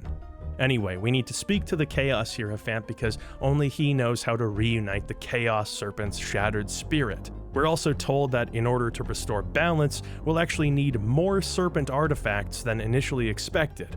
On top of the ring, the earrings, and the necklace, we'll also need the armor, the crown, and the staff. You might be asking, where do you find those? And the answer is everywhere. The crown is in a tree. The staff is just in a closet inside of a garbage room in the city of Furnace, and the armor is in the city of Fawn. Its location is known only by Lady Yolinda, who was skinned alive by YOLO in that whole kerfuffle earlier. He doesn't seem too concerned about it, but to be fair, neither does she. No hard feelings, I guess. Hell, no feelings at all. Most people don't even seem to be aware that there is an apocalypse happening. The Guani are totally nonplussed by most of their species being killed. The Chaos Hierophant's body can be found in the grounds at the Temple of Tolerance. You could pick up on that information if you were reading books, since the Great Hierophant doesn't tell you, but man, they really don't want you finding his body. It's over here. It's the generic skeleton, no less. You know, we're all equal in death, I suppose. So, like with the Great Hierophant, you must cast a spell to bring his spirit forth. Ask me these things, where thou must go, what thou must bring, and the rite thou must perform. See, even the game is tired of pussyfooting around at this point. It's like, just click these dialogue options, okay? So we're told that we must open a different wall of light located in the Shrine of Chaos. To open it, we need a Blackrock Serpent. Actually, we're gonna need all of the Blackrock Serpents, so you can add 3 more ancient relics to your shopping list. One of them can only be found by following a treasure map that you find in the tunnels underneath an inn. I found this map in like the first few hours of the game. I forgot I even had it. Finally, Zenka explains that in order to penetrate the wall of light, one who is in balance must sacrifice themselves. For this purpose, only the Avatar and his companions, other than Boyden, are capable. Zenka draws straws, and the Avatar is chosen to sacrifice himself. This doesn't make a whole lot of sense, since the Avatar is the prophetic hero who must commune with the great Earth Serpent, and if he's dead, who's gonna do it? Shamino? Don't make me laugh. Regardless, the Avatar is chosen. We're instructed to head to the Monitor Crematorium to self-immolate. Just as the Avatar begins to descend into the furnace, Dupre begins speaking sense. "I cannot allow thee to throw away thy life. Thou must live to ensure Britannia's safety." Overcome with guilt for the deaths of countless civilians, Dupre jumps into the furnace. "Let it be said that Sir Dupre died bravely." With that, our dear friend Dupre perishes. Dupre has been a member of our core group for almost a decade in real time, having joined us for countless adventures. He did not suffer, for his blood alcohol content was sufficiently high for a near instantaneous cremation, but nonetheless, he is gone. When our duties pitted us against impossible odds, he was always there with a mug of ale in hand and an encouraging word and a smarmy remark, a reminder of the simple goodness for which we fight. Like a big brother to Shamino and a son to Yolo, he protected us as often as he got on our nerves, and we wouldn't have it any other way. Would anyone care to say a few words on behalf of Dupre? A few words that aren't leave or bye? No? No one? What an absolute waste of what should be one of the most powerful moments in the series. Am I expecting too much? Is the game too old to include some kind of interjections from party members? I don't think so, because the first half of the game is rife with them. There's a 20-minute long courtroom drama starring Dupre in which everybody pipes up and speaks over each other. It's awesome. The NPCs of Serpent Isle know how to speak for themselves. Party members have spoken their piece since Ultima VI. In Martian Dreams, the mere act of melting ice was cutscene worthy. Does the death of Dupre not deserve a few lines of acknowledgement from a party member? We get 3 lines of dialogue from the man himself, followed by abject indifference from his best and only friends of the past several hundred years. Gweno's erstwhile death wasn't handled all that well, but at least there was a bit of dialogue acknowledging that it happened. Here, there's nothing. There's not even a little bark appearing above any of the characters. Oh, excuse me. Yolo is hungry. Is your little tummy rumbling, buddy? Well, we can't have that. Too nice of a day. You're right, it's a beautiful day. Open up those blinds. Let's enjoy this standard, normal, nice day where nothing bad has happened. Oh, don't mind all the Dupre blood on the carpet there. Oh, get in there. Why couldn't it have been you? The cherry on top of this whole thing, another party member is dead, another inventory to deal with. At least we can pass it right over to Gweno, who now joins the party. Well, we're 5,000 hours in, so why not celebrate with a giant maze dungeon? It's just a big maze. That's the dungeon. Oh, hold on now. There's also a giant mushroom maze where it's even harder to navigate because you can't really tell where the mushroom collision boxes are. Thus, you will keep getting stuck on mushrooms. Oh yeah, by the way, if you accidentally go up the stairs in this dungeon, you can't go down them again, because stairs are treated like invisible teleporters, and I guess they forgot to make this one repeatedly usable, so earlier save it is. Finally, we place the Blackrock Serpent, the Soul Prisms, and Dupre's ashes. We say the magic words, and Dupre's spirit, battling the Chaos Serpent, speaks. Avatar, it is I, Dupre. My soul is fused with the Serpent of Chaos. So sorry I died. I miss you so much. Quickly, thou must go to Sunrise Isle. It's off to Sunrise Isle, and if you think I'm backtracking through the mushroom maze to leave this place, you're out of your mind. I'm pulling a Dupre here so I can be revived on Monk Isle. Now you might be wondering, will the ending occur shortly after arriving on Sunrise Isle, or is Sunrise Isle gonna be, quote-unquote, a whole thing? What do you think? Sunrise Isle is another big dungeon. It's mercifully light on enemies, but there is so much senseless walking here. You put objects on a pedestal, and then you walk until you find another pedestal. You eventually unlock another section of the dungeon where you are tasked with placing more items on pedestals, but this time there's a teleporter maze. With that out of the way, we need to don our serpent swag for a final confrontation. The ring, the crown, the earrings, the staff, the armor, the necklace, and a newly acquired serpent sword. It must all be equipped in order for us to commune with the great earth serpent. One last item placement, for old time's sake. Oh, hold on, it's cold in here. I have to put on my silly hat. Okay, one really last item placement. Slay me with the serpent sword, and send my soul back into the void. Oh, with pleasure, you son of a bitch. Oh, Yolo, you really couldn't let us hit the ending without whining about food one more time? Somebody have some applesauce for Yolo, please? The Avatar floats in the ethereal void, communing with the Earth Serpent, encircled by the Serpents of Order and Chaos. Serpent Isle, Britannia, your Earth. the entire universe. All are saved. Balance is at last restored, but indeed, we have not had a chance to confront the Guardian, so he takes the opportunity to confront us. Where would you go? Back to Britannia? To Earth? Perhaps you would join me on another world altogether. We do have a score to settle. And there you have it.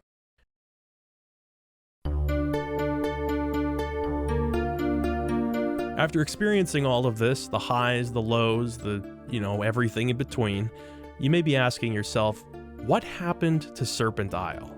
Ultima fans have been trying to answer that question for decades. If you ask some people, this is a rhetorical question. EA happened. This was going to be so much more, but EA, in its insatiable greed and lack of appreciation for creativity, forced Origin to release Serpent Isle before it was finished. There is a lot of truth to that, but there's also more to Serpent Isle's shortcomings. If you ask most people, they'll tell you that Serpent Isle is a rock-solid game roughly up until the Great Northern Lands, at which point the game begins to fall apart. Fair enough, the beginning of Serpent Isle is very strong. There is a continuous stream of memorable quests and events, some great character interactions, and some clever ways in which the Blackgate formula is flipped on its head. After a few games worth of growing pains, Serpent Isle seemed poised to deliver a totally new kind of story for this series, one that would take some lessons from JRPGs while retaining the core of Ultima.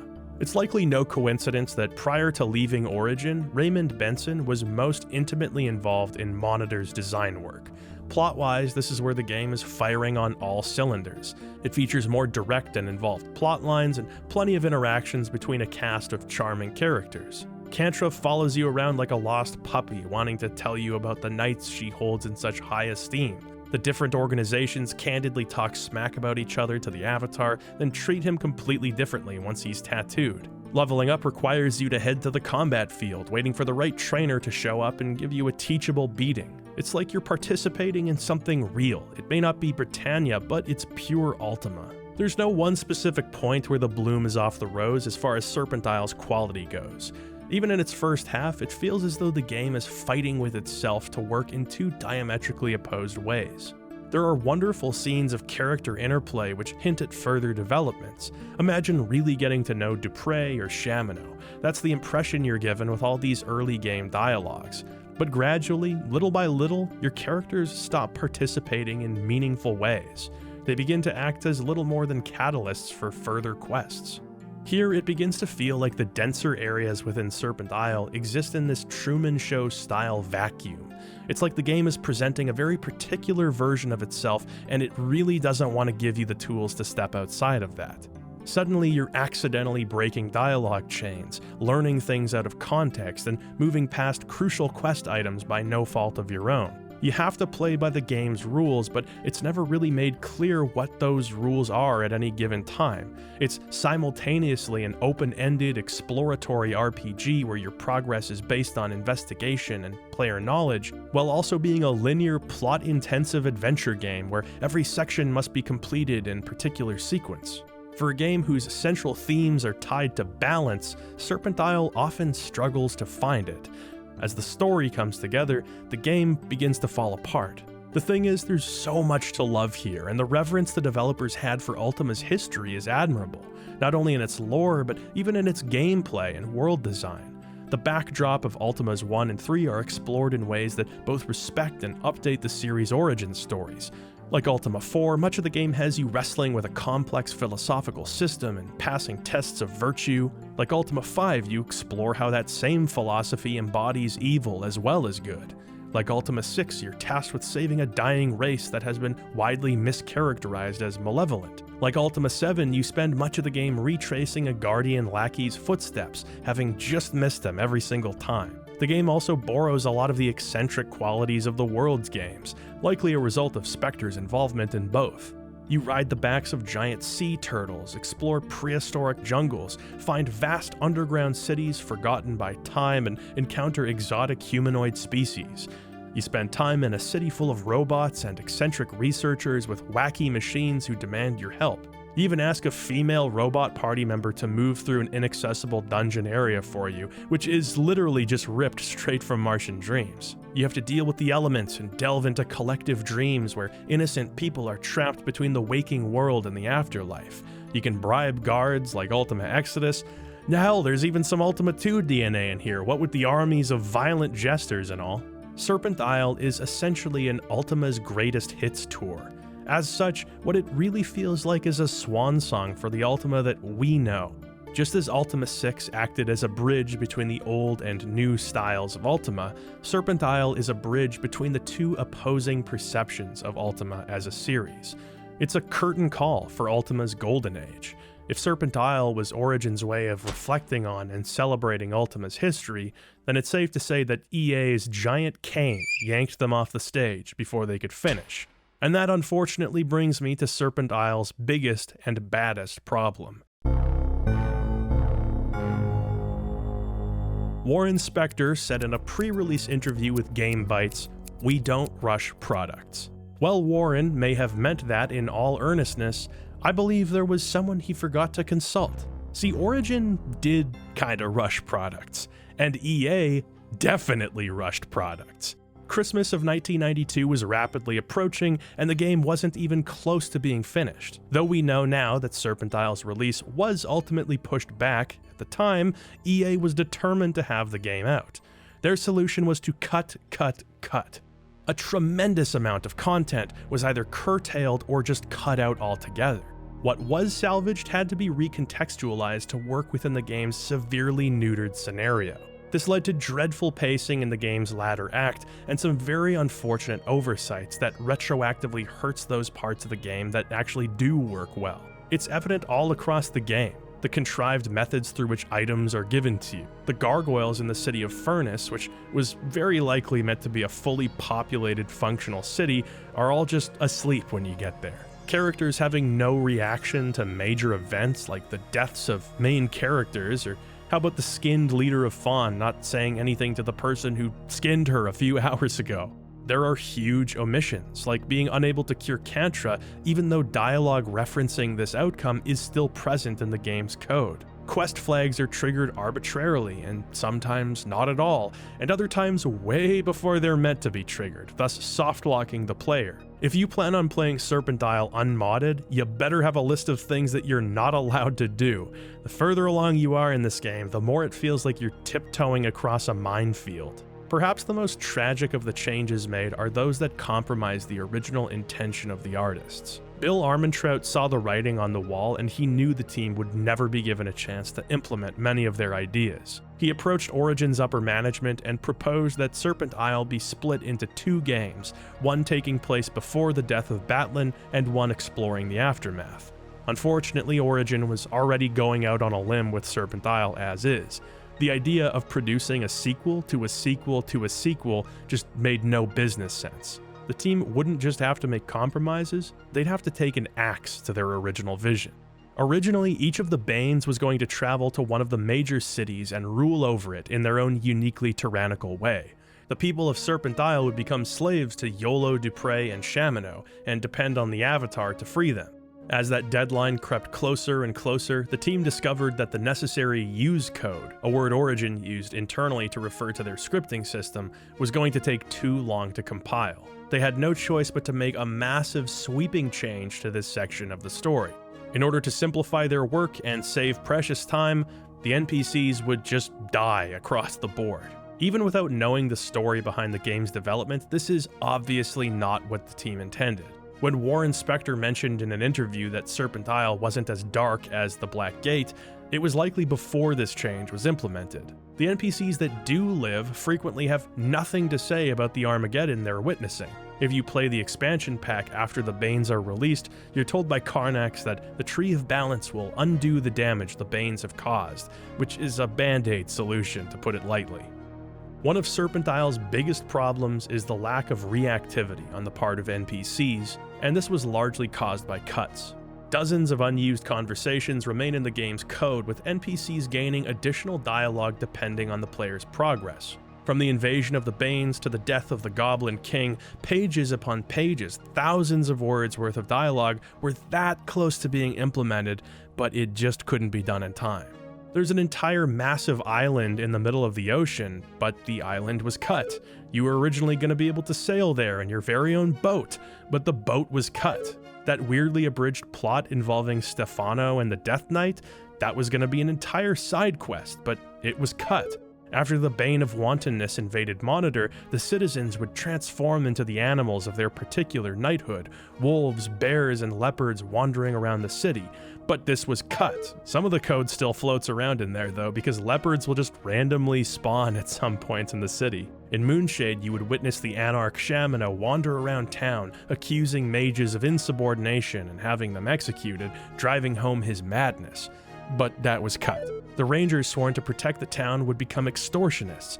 Cut. The time stop spell doesn't work, the fire snake spell doesn't work, and the blink spell doesn't work, and for some reason, those weren't cut. Despite all of these cuts, there were no compromises made to the game's basic skeletal structure, which was pretty messy to begin with. Writers and technical design assistants were asked to come up with their own segments during the game's development. This made for a pile of cool but totally disjointed ideas. Rather than being spun into a cohesive yarn, they were just bludgeoned into the game. Every single temple, puzzle, and forced backtracking segment was kept in, while the rest of the game totally falls apart around it. This onslaught of combat and dungeon crawling really needed to be broken up with some unique dialogue, environmental interactions, and a taste of sweet freedom. So much of the game's latter half just doesn't play to Ultima's strengths, and the trademark series charm is really sucked out of the experience. Between that and the bugginess, it's frustrating, exhausting, and inexcusably broken in light of the fact that the game was $80, just like the Black Gate. I can't tell you how many saves I had to reload after getting stuck or failing to have a cutscene triggered. Freedom, insofar as you're given it, is often more of a liability here than a feature. So much of this is not the team's fault. When the Christmas deadline passed them by, it was do or die before the end of the fiscal year. I can't evaluate what Serpent Isle might have been if circumstances were different. I can't say for certain if the game would have been an undisputed masterpiece if they had another 2 months or 6 months or 3 years. I can only tell you what Serpent Isle is as it exists in our reality. A wonderful, broken mess of a game that is unforgettable for as many of the right reasons as the wrong ones. It's a game that's very easy to be frustrated with despite being a victim itself. So many great concepts that amount to so little. So many great setups that never pay off. If early direction were stronger, if scope were managed a bit better, if Origin weren't in a state of flux and overhiring and changing management, if there were more time following the Black Gate's release to reflect on its creative lessons and apply them, then sure, Serpent Isle could have been Origin's masterpiece. But that's a lot of ifs. Is the final state of Serpent Isle EA's fault? Certainly. But if you ask me, Origin's management bears some of the blame. Even prior to its acquisition by EA, Origin wasn't a tiny grassroots operation. There's an inclination to romanticize even the bigger game development studios in this period, and I can relate to that. A small group of artists staying up till 4 a.m., programming, drawing, composing, subsisting on room temperature pizza, Diet Coke, and passion for a young medium. This is the unglamorous yet nostalgic vision of 90s game development that many of us hold dear. At one point, this was Origin, but this was Origin no longer. These were projects by committee. Serpent Isle had changed directorial hands several times and operated with a skeleton crew of novice employees. Months of pre-production had to be thrown out, and it seemed like the odds were always against the production team. Much of this was pre-EA. Ever since Lord British had abdicated control over his beloved Ultima series, he was just as much a businessman as he was a game developer. He, along with Origin's upper management, were focused on turning profits, because that's what a corporation with hundreds of employees does. Oftentimes that comes at the expense of creative experimentation, the ability to polish a final product, and even the well-being of employees. By 1992, this is what Origin's development cycles looked like. Electronic Arts was just the exclamation point. Richard and Robert weren't naive in matters of business. They knew what they were getting into by inviting EA's influence into Origin. Did they think that this company, who just a few short years ago nearly ruined the brothers' lives out of spite and greed, were not going to want their $35 million investment recouped by any means necessary? Did they think that EA was going to give them infinite creative leeway to make the projects they wanted with no deadlines? No. EA didn't want flights of fancy and experimental games finished at Origin's leisure. They wanted Wing Commander, they wanted guaranteed financial rewards, and they wanted them now. Serpent Isle is an accumulation of great ideas that the team just didn't have an opportunity to bind. It needed organization and room to breathe and time to cook, but alas, the serpent's head was cut off. There are enough fresh ideas and residual Ultima brilliance that, in retrospect, you can't help but begrudgingly look past its shortcomings. As a prototype for the more scripted, story-heavy CRPGs that would come to dominate the industry later in the 90s, Serpent Isle is an important game, but one which stands in the long shadow of that question: what could have been?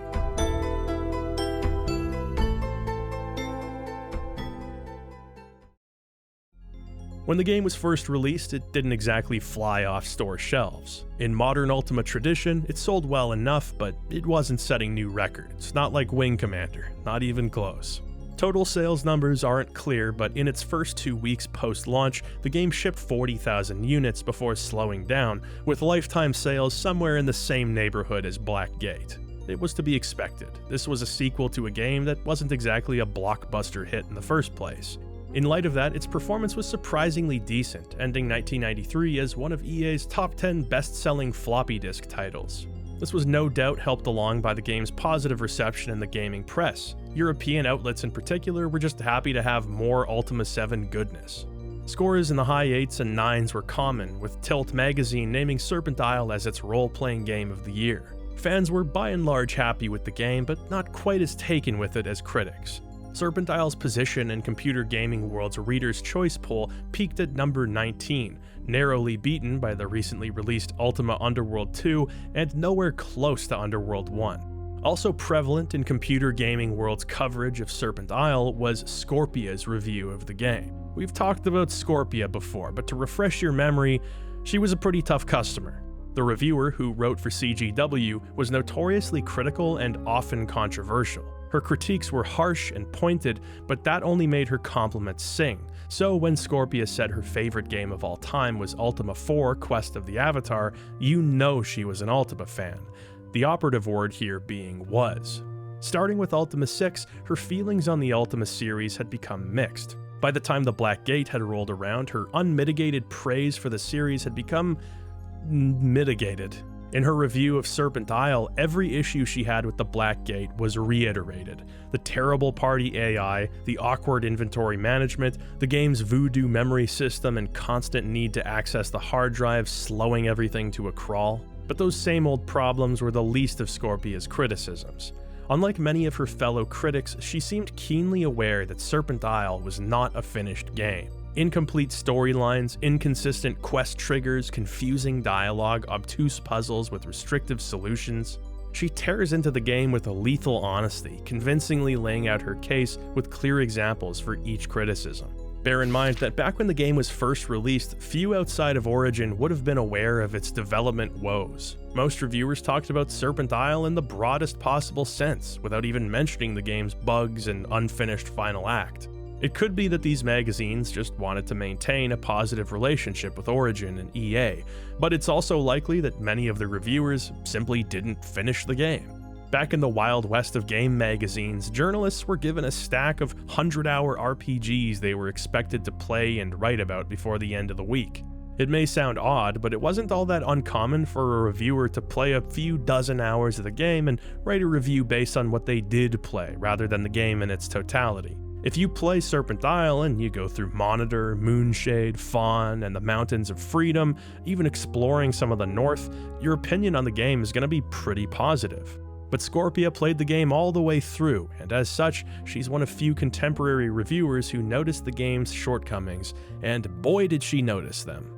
As the years have gone by and Ultima fans have pieced together context for the game's issues, many have warmed up to Serpent Isle. Some people go so far as to call it their favorite in the series, a true flawed gem. There's likely not a single game in the series that's benefited from hindsight as much as Serpent Isle has. Be that as it may, it wasn't what Origin or EA were hoping for, not creatively and definitely not financially. What Origin's upper management were really banking on at this point was Chris Roberts' Strike Commander. After a steady stream of add-on packs, standalone expansions, and sequels using the same old engine, Strike Commander was going to be a leap forward from Wing Commander. It was the next major step in Origin's flight simulation catalog, and it had Chris Roberts' full attention. The game would move away from the Star Wars-inspired sci-fi of Wing Commander into a gritty, near-future Earth, where you don't pilot spacecrafts but black market F-16s. Leading a private security group known as the Wildcats, you set out on missions, taking on contracts to earn a living, upgrading your F-16, and progressing through the storyline. After an eye-wateringly long 4 years of what Chris Roberts describes as the apocalypse now of game development, Strike Commander released to far lower sales than projected. It was a technically impressive game. Its textured 3D models and garage shading blew people away at the '91 Consumer Electronics Show. It was one of the most realistic-looking games on the market, maybe a little too realistic. The hardware requirements for Strike Commander were very demanding. If you had a state-of-the-art 486-66 processor, you were sitting pretty, but for most PC owners, the game just ran like dog water. Rather than the arcade flight model of Wing Commander, the game opts for a surprisingly accurate F-16 simulation. Its storyline carried Origin's flair for the dramatic, but with so many realistic flight simulators on the market at this point, Strike Commander just failed to stand out. With a warehouse full of copies that weren't budging, Strike Commander was yet more evidence that risky, experimental productions just weren't in the cards anymore, at least not with these kinds of budgets. So the folks at Origin devoted their time and energy to some sure wins. Chris Roberts began to work on Wing Commander 3, and Garriott on Ultima 8. With the market full of competitors, it was becoming harder and harder to play the constant innovator, so departments within Origin began to examine the industry. If they couldn't be trendsetters, then becoming trend pursuers would probably be the next best thing. Within that tangled web of industry trends was a simple truth. CRPGs with expansive worlds and hundreds of pages of dialogue were no longer in vogue. It was the end of an era, not just for Ultima, but for PC gaming in general. The home computing landscape was continuing to face relentless change, with juggernauts like Apple falling well short of IBM's popularity. Once modest competitors like Commodore struggled to maintain footholds in the market. The recent release of the Amiga 1200, meant to be an affordable alternative for PC gamers, hadn't borne much fruit. A last-ditch effort to enter the console market resulted in the Amiga CD32, released in 1993. It landed with a dull thud, to put it nicely. The console's abysmal sales sealed Commodore's fate, and the company would declare bankruptcy shortly afterwards. This very same year, the Apple II was officially sunsetted, though the writing had been on the wall for quite some time. The Ultima series had shared its formative years with the Commodore 64 and Apple II. Even though it had long since abandoned them in favor of the IBM clone, it was still like waving goodbye to old friends. Up until this point, PCs were associated with slower, more methodical game genres. CRPGs, point-and-click adventures, strategy titles, you know, grandpa games. But that reputation was about to be blown to smithereens.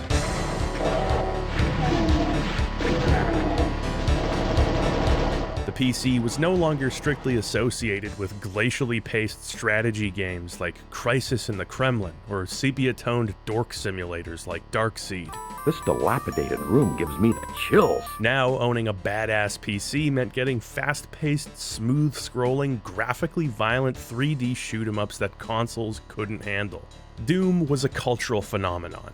Mario and Zelda had Saturday morning cartoons, Sonic the Hedgehog was getting his own comic books, but never had PC gaming interfaced with pop culture like this. Waitress.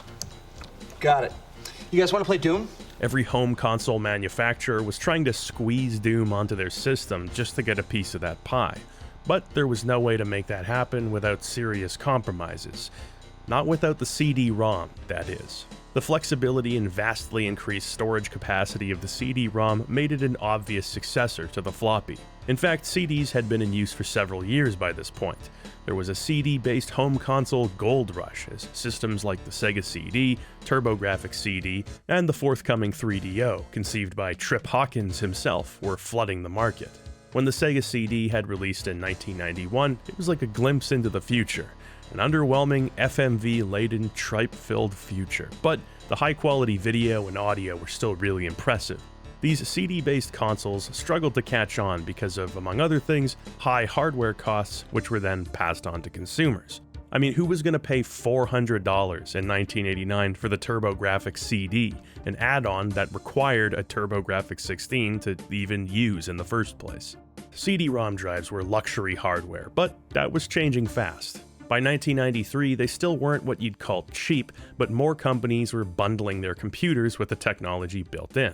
With that, CD-based games became more of a reality, and from that reality emerged an enormous new market. The same way that The Wizard of Oz had showed what could be done with Technicolor, so too did Myst and The Seventh Guest showcase the potential of the CD-ROM. In an industry where moving 200,000 units constituted a blockbuster, Myst and The Seventh Guest's combined lifetime sales of over 8 million units raised more than a few eyebrows. This wasn't a hobbyist market, this was a massive demographic. While Doom handily captured a predominantly college-aged male audience, Myst, with its meditative pace and focus on storytelling, appealed to a more diverse demographic. Many players of these beautiful CD-based puzzle games wouldn't have called themselves gamers, but according to focus groups and market research, they were gamers now.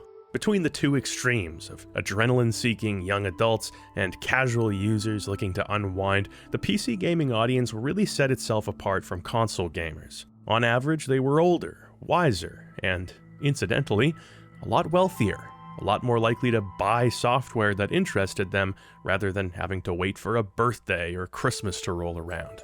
Publishers saw dollar signs. If the age of the scrappy upstart operating out of their parents' garage hadn't already ended, it was sure over now. It was about the same time that the internet first became publicly available, yet another sea change in our relationship to the computer. Using a dial-up connection, you could play Doom with people from another country. Game developers could distribute much-needed patches through file-sharing websites instead of having to mail floppy disks to you. Fans of different series could also congregate in discussion groups via online bulletin board systems. One such group was the internet chapter of the Ultima Dragons. This group connected Ultima fans from around the world. The Dragons had actually formed several years earlier via Prodigy, a paid service available to those with a modem, allowing for the exchange of messages and emails. As a result of changes to Prodigy's pricing and policy, the Dragons disbanded, but not for long. The group, whose naming convention has members choosing a pseudonym followed by the word dragon, reformed under the Internet chapter, started by members Ethereal Dragon and Gold Dragon. The Dragons remain an active community to this very day, discussing Ultima, preserving and cataloging its history, and contributing to fan projects such as Ultima V Lazarus. Frankly, I owe the Ultima Dragons a huge debt of gratitude. No fan club on the internet has been as fastidious with their record-keeping and archiving as the Dragons. It makes the job of telling Ultima's story not only easier, but just possible. If you've ever tried to find 30-year-old company newsletters, design documents, or cataloged online interviews, you know it's typically not very easy. So it's reassuring to know that Ultima's history has been and will continue to be in respectful hands. The existence of the Ultima Dragons was an early exercise in internet community building. Richard Garriott himself would frequently host online conferences to promote upcoming titles. Here, fans could directly interact with Lord British himself, asking questions and getting the inside scoop on the next Ultima game. It was a win-win, bypassing the need for traditional media and advertising, and creating a direct line of communication with Ultima's die-hard fanbase. Now, with the past two Ultima games having used Ultima VII's engine, fans were left to wonder what could be next. Usenet newsgroups talked excitedly about Garriott's plans for the upcoming game. There were murmurings of a revamped animation system and a morally complex plot in the style of Ultima IV. In this burgeoning age of 3D, Super VGA graphics, advanced computer hardware, and CD technology, there were so many different directions this series could go in. The technical limitations that had initially hamstrung Garriott's vision were being lifted, slowly but surely. Would we be getting an even bigger game world, more advanced simulations, a return to tactical party-based combat, maybe character customization like the early days? Imagine hyper-intelligent enemies and allies with even more realistic schedules. The mind boggled at these seemingly endless possibilities. If Lord British had learned the right lessons over the last 14 years, then Ultima 8 could very well be the greatest Ultima yet. The only thing to do now was wait for the next episode of the Ultima Retrospective.